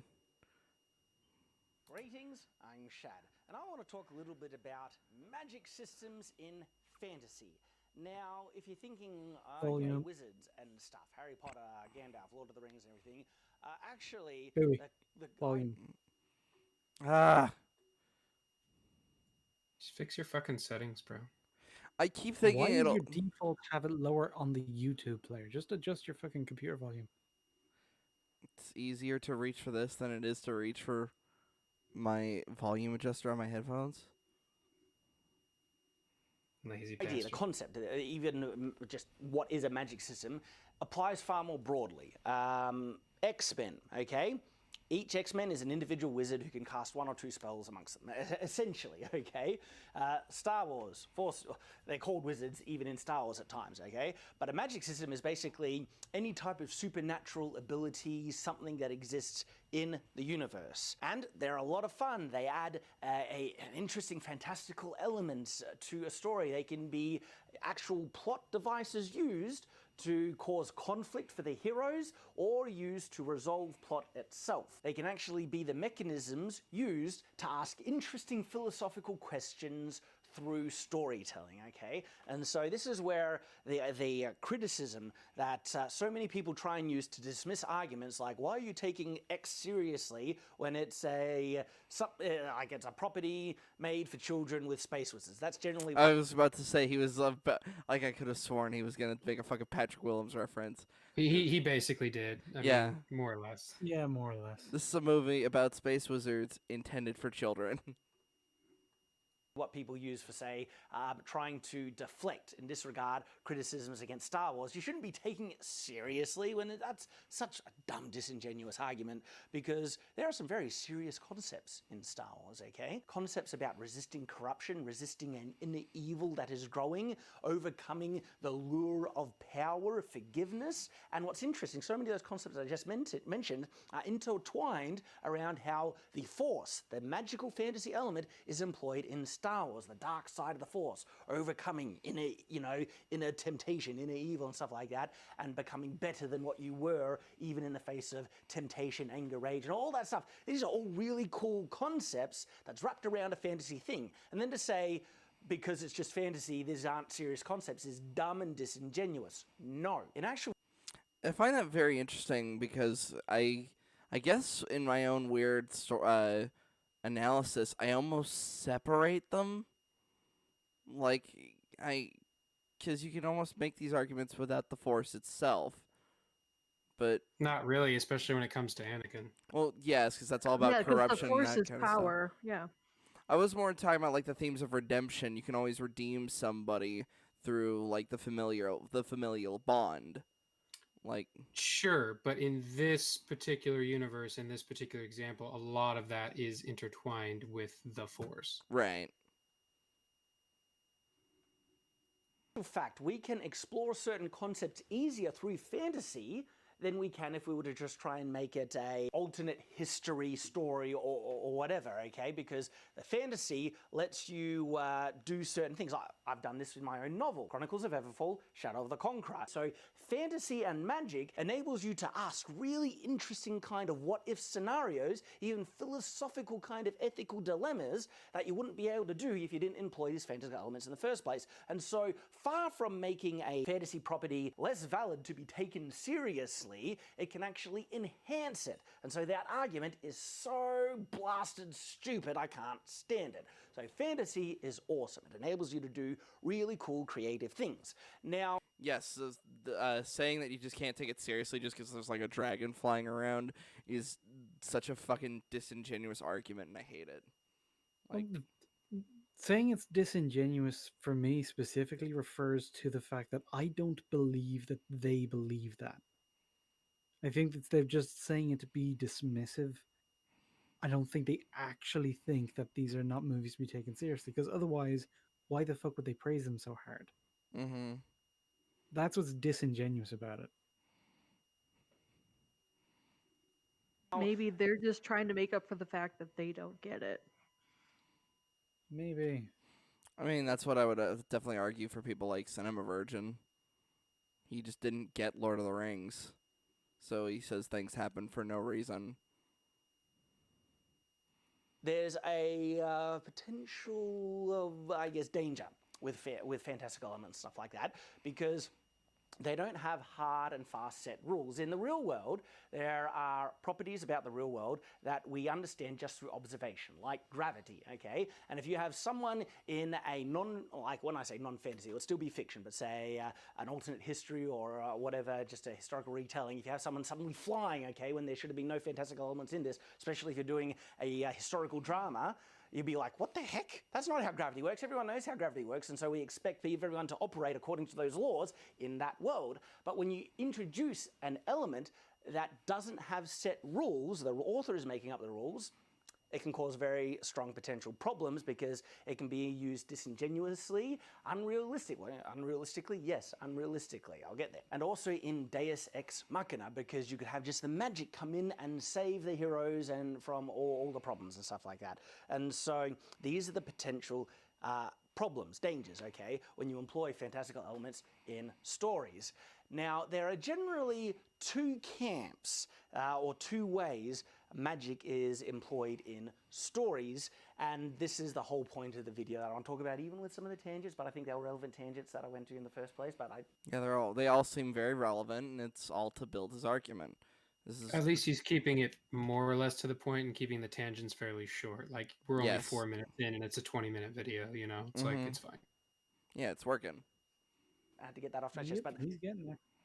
Now we're getting into the real core meat of this subject, are these two camps and how they're employed, because I think the definition between these two camps, which is it's called hard magic and soft magic, can be very misunderstood. And I want to help define them a little bit more so they can be employed a little bit better in literature. So a soft magic is generally defined as one that doesn't have rules, and that's the one that I want to push back on. I say, no, that's a bad definition. I also think it's an incorrect definition. A soft magic system is actually more one that is less understood by the reader in what it is capable of doing, okay? A hard magic system is one in which has very strict rules, but I actually want to add two more important elements to these things to help define them and also would help them be employed in storytelling much more effectively. And it's in the limitations of what they can do. I feel a hard magic system has far more limitations in what it can do, and a soft magic system has less limitations, okay? It is capable of doing far more because it's just kind of magic. The rules are less defined. And so some good examples of what I would say are on the side of soft magic systems would be, say, Harry Potter and even Wheel of Time. Let me explain that a little bit more. What's Wheel of Time again? That's Brandon Sanderson's one, the one that has the material cost. The fact that he's describing that one as soft is why he paused and went, let me give some explanation, because that's actually a bit of a weird take. So I'm interested to see how he justifies it. All right.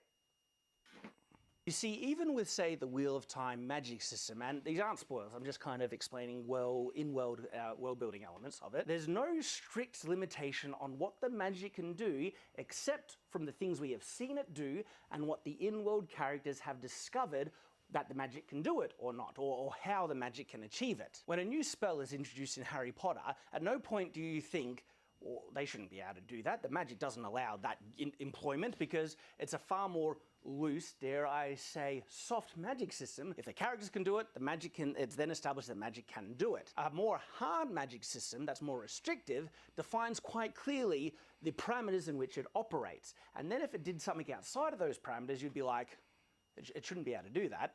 That's not how the magic works. Let's take Brandon Sanderson's Mistborn as an example. Limited edition hardcover, very cool. And this isn't a spoiler, it's just an explanation of the world building makeup of the magic system in Mistborn. And it's really interesting, unique. It has a fuel source, and so to do the magic, you need to ingest specific types of metal that fuel the magic. Now, that does open it up to certain possibilities. For instance, there might be undiscovered metals that could fuel other magic abilities because the specific metal fuels a specific magical ability, okay? Pewter, for instance, enhances one's physical characteristics. It's a hard set rule, and if you ingest pewter flakes and you're capable of burning it as either a misting or a full mistborn that can burn multiple metals, you then get that enhancement. That's the rule. So then suddenly, if a mistborn or misting kind of reminds me of the Witcher potions. Yeah, it's actually quite similar. It's just that the thing being ingested is much more simple and clearly understood. Yeah. Whereas Witcher potions, they're kind of a bit mystic, a bit magical in how they're made and what they're made of. Yeah, whereas and pewter or iron or silver, it's like it is what it says in the tin. Yep. Tin also being one of the options. Also, and also, there's like the fact that only Witchers can consume Witcher potions. I believe even if a sorcerer or sorceress consumes a Witcher potion, they'd still die. Like just, like it's coat tailored to them. Whereas this seems to, can anyone ingest this stuff, or can only the magic users ingest this stuff? And they actually only the magic people can ingest this stuff. Okay. If a normal person tried to eat iron flakes, they would get they just die. Fucking tetanus or something. Okay. ingests pewter and uses it to enhance, say, a different probably like sight, which is what tin should be able to do. Tin enhances the senses. You'd be like, that's against the rules.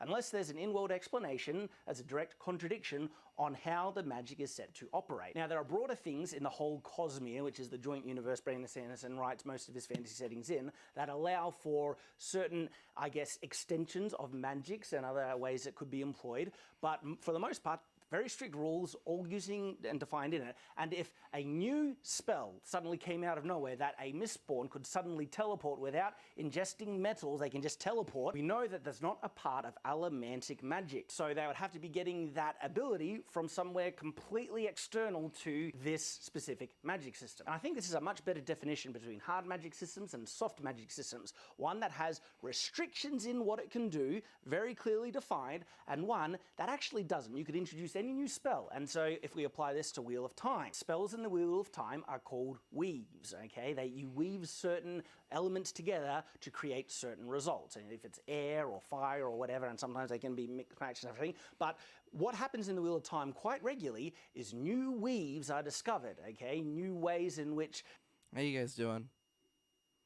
Yeah, pretty good. It's like he's this is just one kind of on a roll. Yeah, he's just on a roll. I thought I'd quickly pause to just get our input, so we're not just playing his video and like accidentally get like some sort to try and get like an explanation as to what he was talking about with the Wheel of Time thing, and then he just explains it himself because he understands how to do this. Right.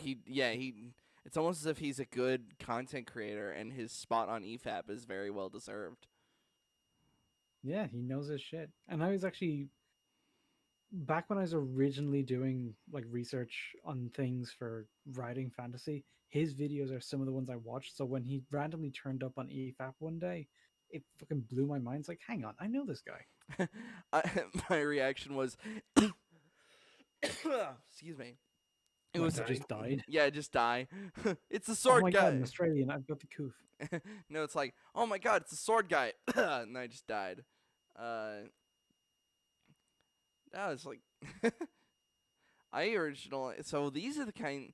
It's very interesting to see this from Shad because I approach Shad's videos more for like, hey, this is how Gambesons worked and that kind of stuff. It's like, oh, now he's actually going into the actual like writing kind of stuff. So it's very interesting. Oh yeah, he does a bit of a variety. Yeah. I think his channel kind of started off doing just kind of like historical Mm-hmm. combat stuff. Then he went more into just world building. He lent into fantasy stuff. One of his series is trying to pick a new weapon for different fantasy races to use because they've all kind of been locked in with stereotypes, and Yeah. very few of them are what would theoretically be most efficient. Mm-hmm. So he just kind of has a bit of fun with that, and yeah, it's a good series. The true source can be channeled and used, and every time we discover something new that this magic can be used for, makes perfect sense, because we actually aren't given many limitations in what this magic is capable of achieving. There are limitations in the way that it operates in certain instances, okay? There are ways to incapacitate channelers. There are restrictions in how much power they can draw in and the level of strength of weaves.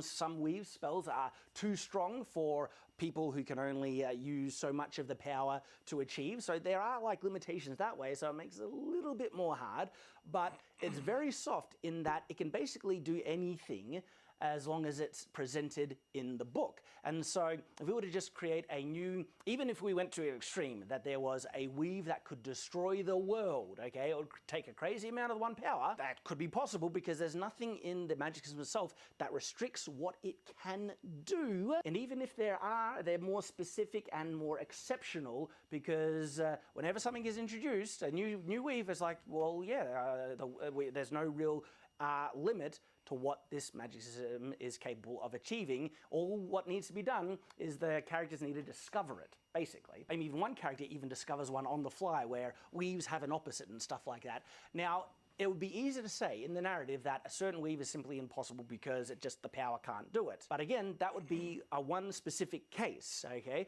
There's nothing outside that then is precluding other ways that can be used unless it is stated. The actual structure of this magic system is very open-ended to create any kind of weave or spell that the author wants to put into it. In contrast to this, Mistborn is very different, okay? Allomancy has very strong restrictions and defined ways it's used.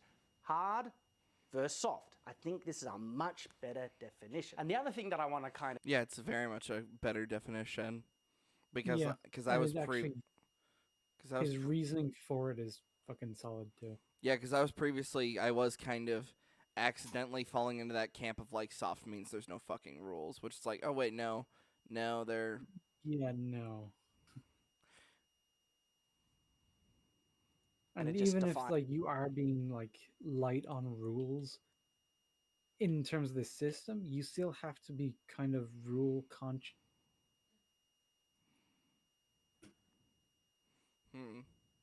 Yeah, like The reader as I've doesn't know, you should know. yeah, like we've talked about this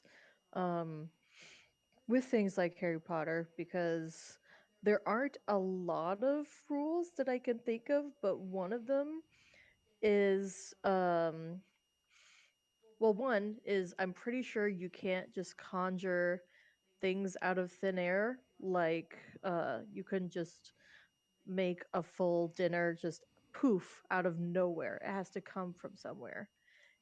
And uh, there's an example of someone doing magic improperly and it having consequences, which is when Ron apparates, which is their form of, wizard transportation.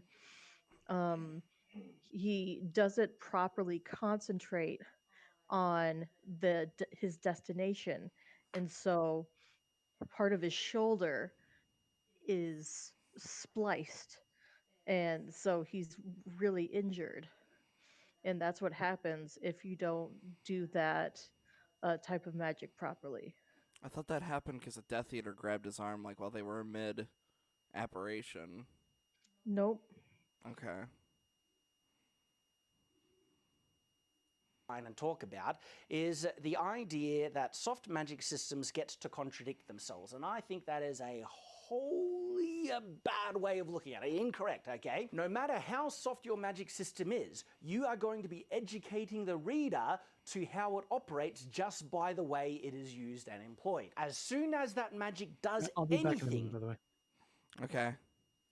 you have established a rule, and the rule is this magic can do this. That's it. And so soft magic systems do have rules. And to say that they don't and that the author can break the rules willy-nilly, well, I that love can that cause he huge... keeps using Magic the Gathering images. Yeah, because you have to have the specific amount of land to be able to have the mana to fucking No, it's just he's just like putting images up. Like it doesn't even necessarily match with what he's saying. It's just oh, you just like it, period. yeah, just here you go. Here's Jace Beleren, and he's popped him up like 2 or 3 times now. It's great. My favorite thing about blue magic has to be the fact that you could just fuck with somebody's deck. You're just like oh, I'm gonna summon this like powerful creature. No, you're not. Just completely just fuck with them. The Like, funny thing is, I only recently found out that Wyatt was into magic. even though I've talked Um, about it so much. I don't, for some reason, that just didn't get through my skull. I We were I had a blue white angels and magic deck, like or instant deck, where I would basically just pepper you with aerial attacks while basically preventing you from even drawing like some defenses. I draw this card. Hey, put that card back. Oh, I draw this card. No, you can't. Hey, there's an angel. He's pecking at you. Yeah, that's actually what me and Yante were working on last night before we invited you to the call. We were putting together a deck for my son because his name is Jace. And so I've always told him, that I'm going to make a deck for him that's very Jace themed. And it's called his Birthright deck. Oh, wow. So but I wanted it to be thematic but also functional. Uh-huh. So it's a mono blue mill deck. Ooh. And it's fucking mean. Okay, you want to talk about a mean deck that almost made me quit Magic? I fucking ran into a guy in the newest Magic game. In one of my qualifying matches, I ran into a guy who was running a Nexus of Time deck, and I fucking hated myself. Because, I don't know, do you know what Nexus of Time does? I believe that's the name of the card. Not specifically, but I'd have to look it up. Nexus of Time basically allows you to just kind of keep pulling a card from your graveyard and use it again, and just basically start your turn all over again.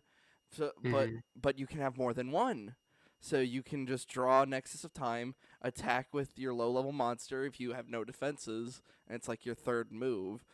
And you can then use Nexus of Time again to pull the original Nexus of Time, hit the person again, and just keep doing that over and over and over. I was getting so mad that I just forfeited the match. I'm like, I legit just cannot fight you now.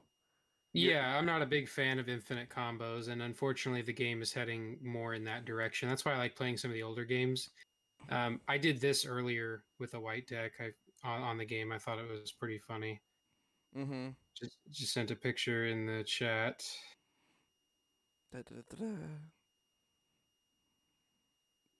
At my junior college, there was a group that always hung out in the that always hung out in the common area. They called themselves the Nerd Herd. And it seems like I don't know if these guys ever went to class. It seemed like they were just there playing Magic. Because every time I walked by, there was at least like 3 or 5 of them laying on the floor and putting down those cards. And I was like, okay. Like, do you guys ever interact with anything or anyone else? Nope. Because I will say that sometimes, unfortunately, a Magic deck can backfire on you if you don't know who you're up against. Like I got fucked over by a trample token deck. Well, that's the thing that's great about Magic is there's no such thing as a perfect deck. There's right, no of such course. thing as a deck that's going to win every time. So all you can do is make the kind of magic deck that you want to use Uh huh. and that you think is fun, and then go play and have fun. Yeah, it's just unfortunately when you find that one person that's very much just making a deck just to kick your ass. Yeah. Like the token trample deck, where it's like, all right, this is my first turn. I'm gonna summon like 17 creatures. I'm like, that all have haste and trample. It's like, okay, Yeah, I'm not a fan of like in recent years, like it used to be that, you could easily get to like turn 8 or turn 10 before the game would end. mm-hmm. Now it's like if you haven't won by turn 3, your deck is too slow. which is so, which is so It's irritating because I'm like, I want to actually want to think through, and instead yeah, of it's boring to me, and you spend more time shuffling your deck than you do playing, and I'm like, that's just not fun. I like making theme decks that have like interesting concepts. Like, kind of a sub theme of my son's deck is that it has a bunch of crab monsters in it. They just happen to be tying in with the mill deck, and it's like I would make an entire deck built around crabs, or I would, build like a centaur deck or a minotaur deck. Like, there's so many things you can do. You almost kind of want your deck to tell like a little miniature story. yeah, I specifically built my angel cancel deck, as I like to call it, specifically for three-headed giant because that was my favorite thing. It's because I'd constantly just be fucking with all three heads at the same time. Like it basically allowed me to have this overreaching like influence over the game itself, which was what made it really fun for me. It made me and because as somebody who plays like the support role in most games, I'm like, yeah, here's an artifact that now allows you to have +1 health every time you turn it. Here you go. Here's that. Now, oh no, put that card back. So we're doing Magic the Gathering like a bunch of virgins? Yes. Nice. Huge contradiction You get a V card. You get a V card.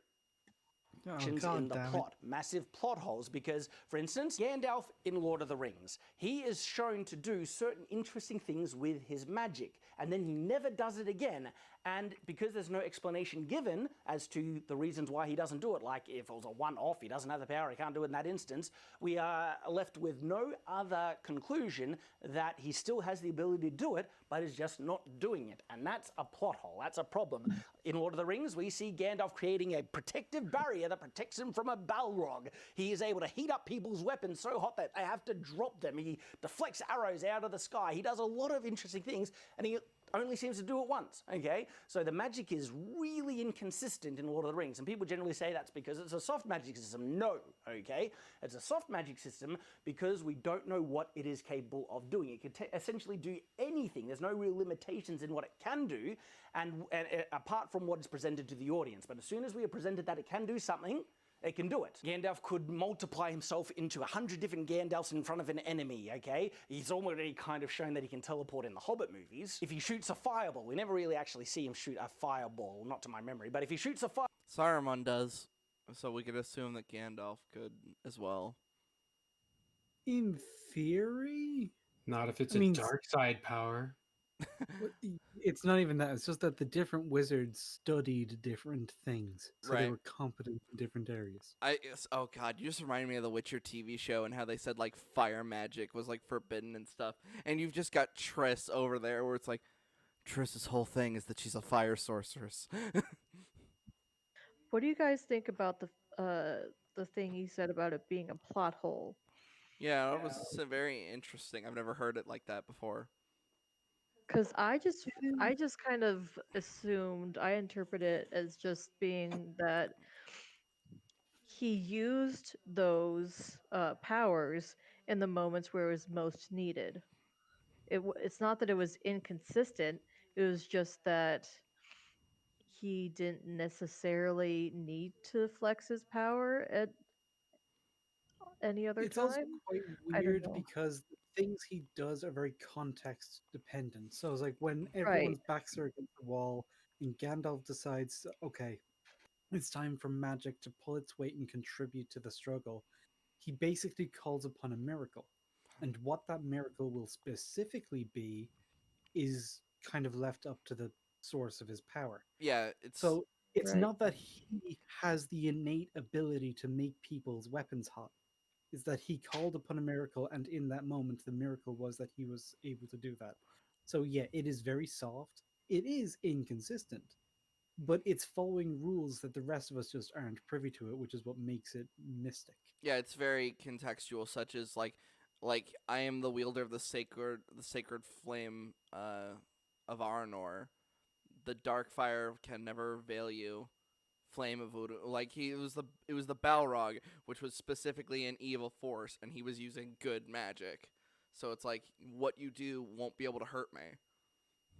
Yeah, and what he was actually doing, the thing that made the barrier was him invoking the names of these opposing forces. Yes. Because that was his power. As a wizard, his whole thing was being essentially the lore master of Middle Earth. All right, roll for knowledge check. Yeah, basically. He's a fucking 20 in skill. God damn. I'm the wielder of the sacred. Bible, if he does any kind of magic that we kind of see in nearly any other fantasy, we would just say, well, yeah, he can do it because of magic, where there's no reason given that he wouldn't be able to do it in the magic system itself, and that is the defining thing of a soft magic system, in my opinion. But it still has rules, and you establish it very clearly when they do something with the magic, that the magic can do it. Now, there are other ways to make it far more kind of mysterious and stuff, in that the characters don't know how they did it. If it was a very spontaneous, random thing, it's still established that the magic is capable of doing it, but it just kind of manifests randomly, and these random kind of things. That's not established how magic works in Lord of the Rings, but say in certain more fairy tale properties where magic is a very mysterious, chaotic entity where only really powerful people can seem to control it, and other people it manifests randomly, and even someone who's cursed with magic can't control it, and other things like that, and just doing random things. You can have them use magic and not be able to use it again because they simply don't know how to do it. I swear that's another magic. Yeah, so is the last image with the waves. Mm. He's using a lot of magic cards, which is great because it's really good art. Yeah, it's fantastic art. I really wish it was more like It's fantasy art. yeah. Oh, But it doesn't mean the magic can't do it. And that's an important distinction. And it is an unspoken rule that is inherently established when you portray the magic doing it, okay? And if you don't want the characters or the enemies or the magic system to do it again, you need to explain why. Why could it do it in this instance and it's not being done later on? Because when Gandalf was fighting the Lich King in, Return of the King, any number... Oh, I he was. said the Lich King. Did he call him the Lich King? He I think- I did. think He he called him the did, Lich yeah. King instead of the Witch King. Which I'm. Oof. Arguably, the Lich King's a better character. Don't at me. I mean, it depends on which one you mean. The one from Adventure Time is actually quite cool. Little overplayed when he came back, because then I just. I don't know. I like the fact that they kept him around as like this threat that they just did not know how to delete from the universe, because that was the only thing that would work. So it's like he's just powered off and he's just hanging out in like the time cube in space, and Mhm. everybody's just real uncomfortable around it because, like, dude, do you know what the fuck that thing is? Why do you have a nuke in your living room? And then it's like the ways he came back. It's like the first times, like in a D&D campaign when someone says the wrong thing in front of the wrong NPC, and it's like, oops, a daisy, now we're in the end game. Or then it's like when he got touched by the lifeblood of the universe, or whatever the fuck that white shit was, and it's like he gets trapped inside the body of a baby, and everybody's just like treating it like the most fragile thing that has ever lived, just in case you wake up what's in there. And the moment where he does, where someone actually fucking traumatizes the child, and just a little bit of that lich wakes up again, that shit gave me fucking chills. I loved it. Adventure Time's a weirdly good show. What would you say? What kind of magic system would Adventure Time have? Soft? Oh, that's soft as fuck. It's Yeah. borderline Looney Tune project. Yeah, Ice King's powers, I would almost say, are. I don't want to say they're never defined, because they are. Everything comes from the crown, but the crown's also driving him insane. It also made him lose his memory. Hence why he doesn't remember Marceline at all. Done in previous Lord of the Rings movies with the magic would have been really useful. A protective barrier that he could make would have been really useful, but he doesn't do it. And it's because the Witch King breaks his staff.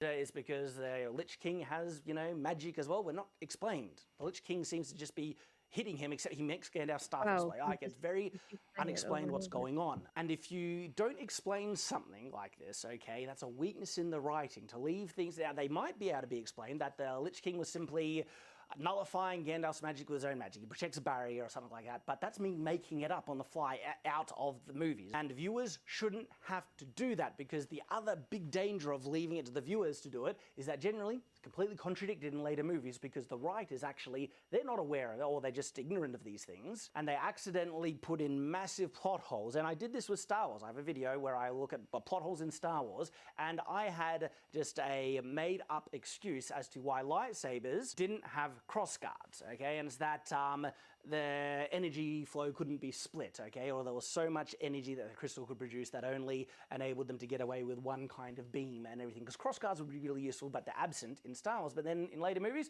they had a cross guard, which throws all my theories out the window. But if it was an established rule that explained this in canon by the actual writers, that was explained by a character, well, then it establishes much more hard. And then it still might be contradicted, because sometimes writers are completely oblivious to canon.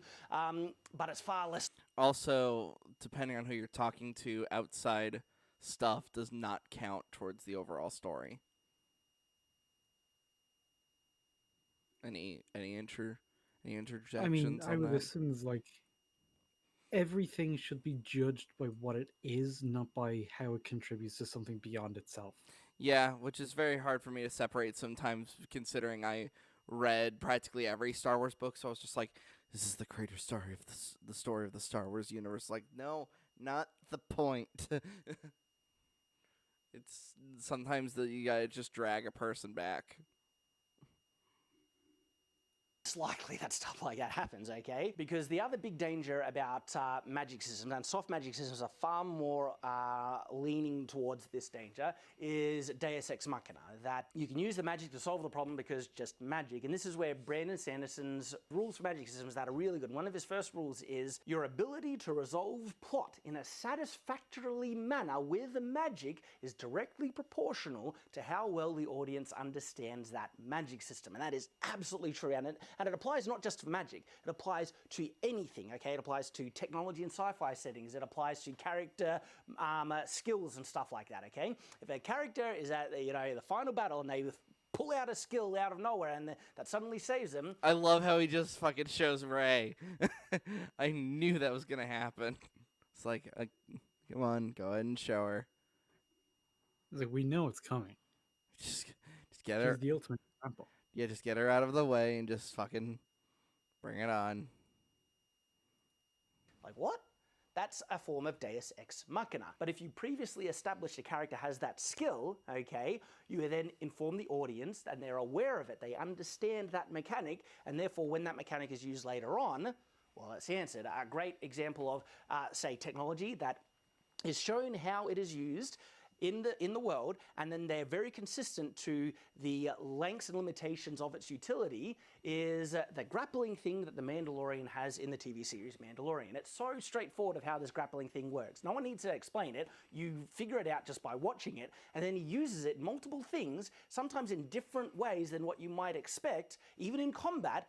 That's like, yes, that's awesome, that's cool, and it's applying the exact principle that Brandon Sanderson's rule of magic is applying, because we understand how it works, okay? And because we understand how it works, therefore when it's used to resolve conflict, it is far more satisfying. And because soft magic systems generally don't have defined rules, and if you go according to my specific definition, that it doesn't really have limitations in what it can do apart from what it shows the characters doing, it can be very dangerous because, say, Harry Potter or Wheel of Time, that a hero is in a situation where they need a spell that's never been used before, and they just pull out a new spell out of the air because their magic system technically allows it. comes across as a bit of Deus Ex Machina. There is a specific situation where a character does this in the Wheel of Time. I'm not going to explain what it is, because it's spoilers and it happens in the very last book, but she actually figures out the weave in a logical way because it's pre-established how weaves work, okay?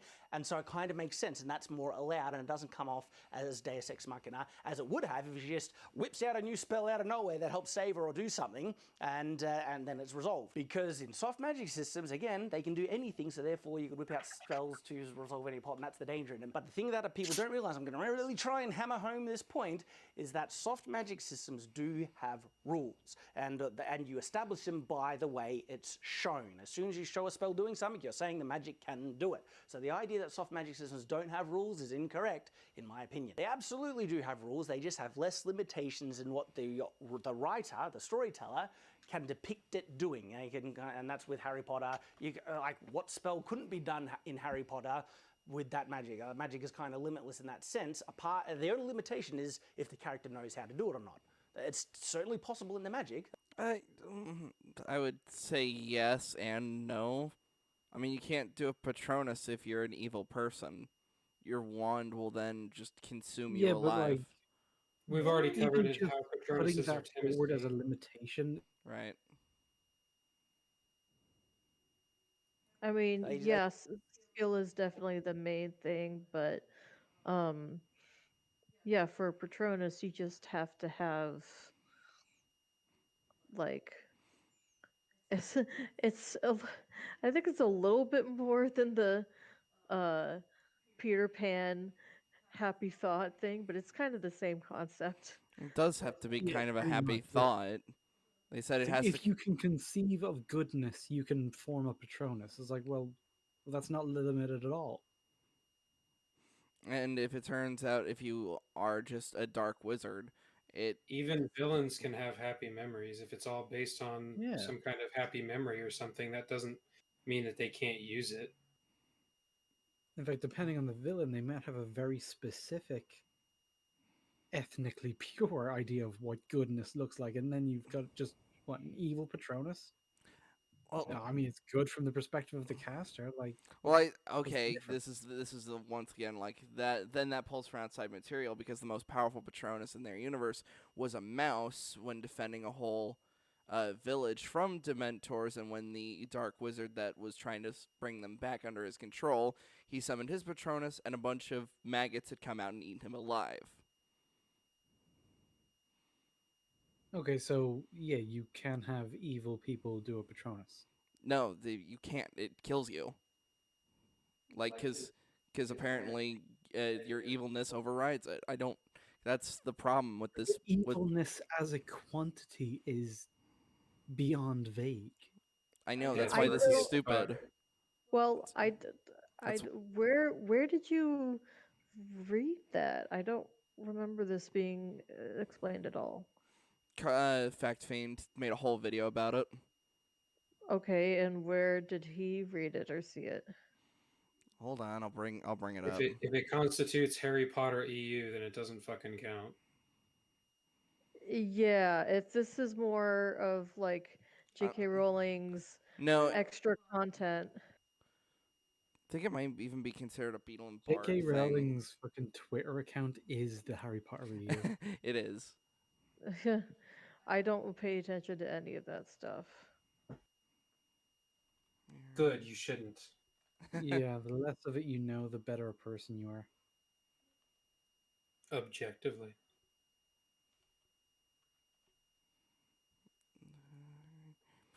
The most powerful Charles was a mouse.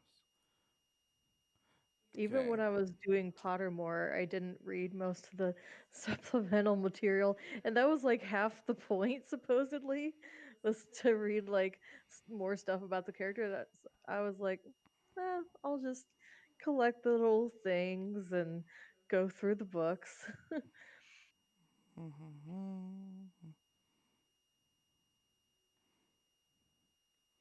Yeah, because I definitely don't remember the scene in the movie where somebody turns into like a pile of maggots.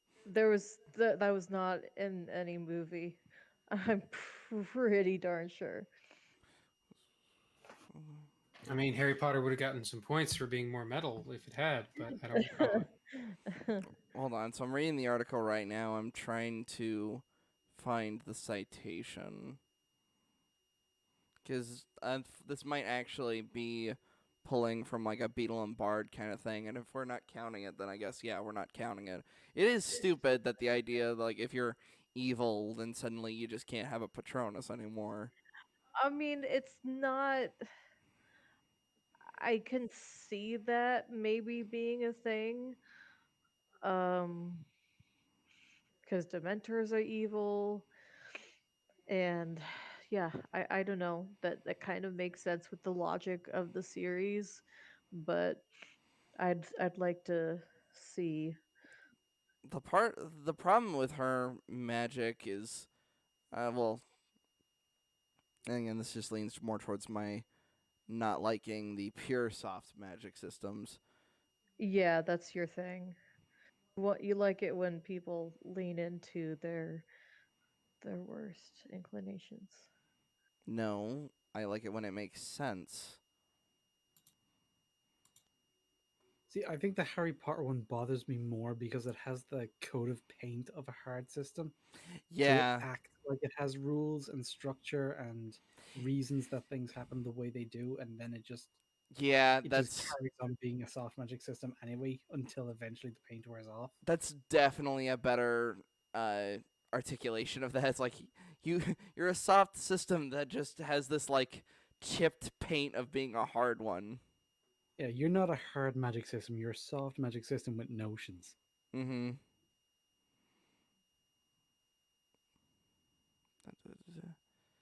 There's related articles. This is why I don't like going over somebody's personal fucking website because this is Hey, because you're the one who brought it up, man. I know I'm the one who brought it up, and I didn't want to just bring up the video though. That's the thing. It's like, oh, because this is a guy who fucking went from like having his website to like publish his articles to then he just made the fucking YouTube channel to then do it, and it's like, great. That means that you apparently stopped putting work into your website then. Because I'm not seeing your citation sources, which apparently, not apparently, which does make my fucking point fall apart. Pretty much. I'm Yep, gonna guess it's some kind of Harry Potter EU shit. I would guess that too. I would assume it's like some Beetle and Bard bullshit. I don't remember well, When was the I last was time gonna you say I read don't Beetle and remember. Bard? I think I only read it once or twice when it first came out. So yeah, that may have been in there. Seems a little dark though. And unfortunately, yeah, the reason I keep leaning on the Patronus one is only because that's the only spell I know the most about. Like, it's the one that, it's pretty much the only one they go into the most detail about. Every other Yeah, I mean, every other spell just does a thing. It's like this shoots a green beam out and kills people. This one just makes your wand fly out of your hand. Rictusempra Well, is the it's. giggle charm. I'm assuming it's because the Patronus one is like heavily linked to the main plot. Mm-hmm. yeah, and it's character development for Harry because his Patronus is a stag, which was his father's, and um yeah, so it's one of the spells that they show um his development as a wizard because he has to work really hard to try to concentrate because his life has been so shit that he's has a hard time concentrating on a happy memory, That he doesn't you even know if know? it's real. Yeah. And he's so easily overpowered by you know, the depressive nature of the Dementors. Um, and there are a few other spells that they kind of uh go through that process with, but none that are as poignant as that one. Hmm. I definitely smell tisms. They just have an instant kill spell in Harry Potter because reasons. In fact, in the Wheel of Time, this isn't really spoilers, but as to who, I'm not going to say who figures out, but there technically is an instant kill spell in Wheel of Time that just pops up eventually as well. And so, again, that's why Wheel of Time magic is actually a bit more closely related to Harry Potter magic and is a good example of what I call a soft magic system. Scathing hot take. So one of my favorite things has to be actually how in Aragon, fucking Galbatorix's whole thing is that he just hates magic in and of himself, so he learns like how to basically disable the ancient language, because since there are no lies, there are no way. Like if you swear something, it has to come true now, or else it'll like kill you or something. I think. I remember basically nothing about Galbatorix. He was a shit villain. Yeah, because he shows up at the very last second. Yeah. And Same here. And is also killed in the most Tism way ever.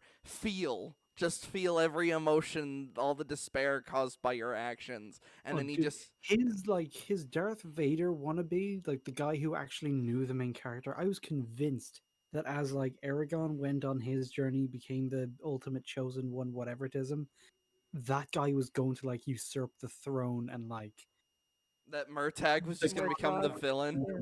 Sides, you know, but no, it's like he just gets killed off. Then we go off to the final boss battle, which was just really underwhelming. No, Murtagh doesn't die. Murtagh switches sides at the very end because for some reason, yeah, he did. And then both. What did he do after he switched? Oh, he told Aragon the word and then was like, "I'm gonna just fuck off and do my own thing." Inheritance ends so fucking tismy because he just stole the ending from Return of the King. Aragon just fucks off back to the island with all the dragon eggs. It's I can't. I liked. Wait, I'm thinking of Eldest. I was like, I liked them. Yeah, well, I mean, I no, liked all of them fairly. Eldest fucking sucked. Or hold on, let me rephrase that. The pacing of Eldest sucks. Was Eldest the red one? Yeah, that was the second one. The pacing of Eldest sucks. Yeah. And the thing is, like, the pacing was fucked up because they kept switching between the two stories. Yeah, but the brothers' story, like towards the end, was by far the better one. It was so weird to see them switch places. Yeah, because also I really didn't like the fact that they kind of just got rid of the scar and turned Aragon mostly into an elf. And it was just like, oh, okay, this is really how we're doing this. Then the third one, they just kill the Razak in the beginning, and it's most of the beginning of the story is him just trying to get back to camp without Saphira.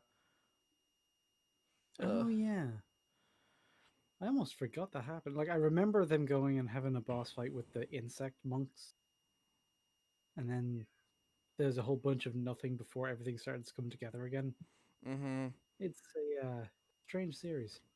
Then they go back to the dwarves to like settle a dispute, and also Saphira replaces the King's Stone because dragons can also do magic, which I bet they could in other series. It's just this was the first time I had ever experienced it, and I was like, what the fuck? No, I think they can. I think that's a fantasy. Magic and a whole bunch of shit. Yeah. Chad is waiting patiently for us to return to the video. We've got like 20 seconds left. So what do you think about the definition? Yeah, and it's just the whole like end of the video, what do you think stuff. We're fine. Throw up the banner. That's pretty much it for all the stuff that we planned on covering in terms of videos. Slur, I meant to ask if you had Payday 2 finished downloading so we could have played a tiny bit. Did we not like establish that game doesn't work when we try to do it multiplayer? It's just got some bad disconnection issues apparently. That sounds like a serious problem. We could throw on some how many disconnection issues we have with just Discord. Right. We could throw on like Tor or something, just to because we are almost at the 4 hour mark, and which is actually Nice. yeah, this is like a almost a full hour more than the original, which was really good. 2. No, it was 3 hours and 10 minutes. The one I watched for episode 1 was like 2 hours and 22 minutes. Right. I'm sorry. I was looking at our first episode with the three of us. Yes, it was. Yes, we are almost approaching the 2 hour mark.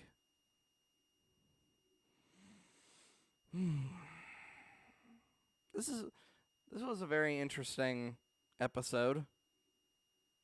I think it's a it's good one way of to those start the year. usual things where it's less about taking the piss out of someone with shit takes and just like have a topic to chew over. This is very interesting for me because it's like, oh, I guess I'm more used to being on the offensive, so it's like, I don't know what to do right now. Oh, I it's mean, you almost have to be like able to do both. yeah. Well, I was just gonna say it's nice to actually just be neutral or be positive sometimes. I That's can a be thing. An Or even if I opportunity am to going learn to and grow attack there, something, but it's because I know this shit and I've thought about this shit and like I've got examples of this to like go over. So when I see it being done wrong or someone's trying to explain it and they're not getting their point across well, that's how I recognize that as being the case. I'd rather Like I've got to I'd rather perfect what I already know. So what I know is how to criticize stuff and how when it's being done wrong, because when it's being done right, I'm just like, yep, good job, and then I move on.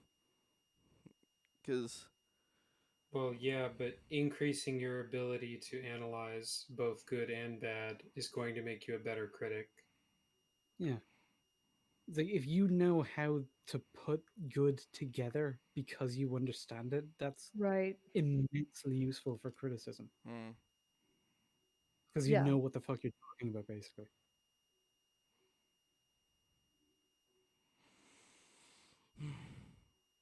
I guess it's also just easier for me to pull that energy to be able to just practically think about the stuff when it's something Well, negative. it is easier, but Oh the yeah, things that are and it's more fun worthwhile too. are generally not always easy. Mm-hmm. So you don't want to end up like Young Defiant. It's boring, it's trash, it's shit. It's Well, like, I can okay, but actually why? articulate it and give examples. The problem being is that I guess the donkey problem where it's like, oh, now I have to do it in a positive manner, and I've just shut down. It's like, fuck. Well, that's seeing a weak point in Yeah. your skills as a critic, and trying to learn and strengthen that weak point so that it's less of a massive Mm-hmm. glaring issue is not a bad idea. Yep. You got to do your homework. Finish your learning, or you don't get any criticism for dessert. I don't want dessert. Dessert's a weird thing. Oh, yeah, he's a weirdo. He doesn't like sweet stuff.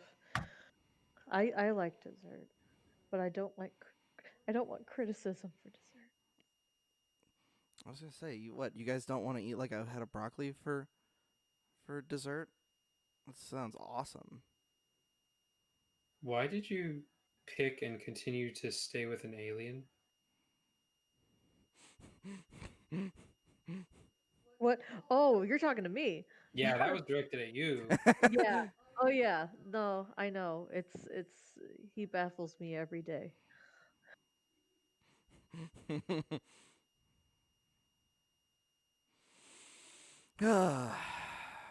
think we're I think we're good. I think we can call it for this.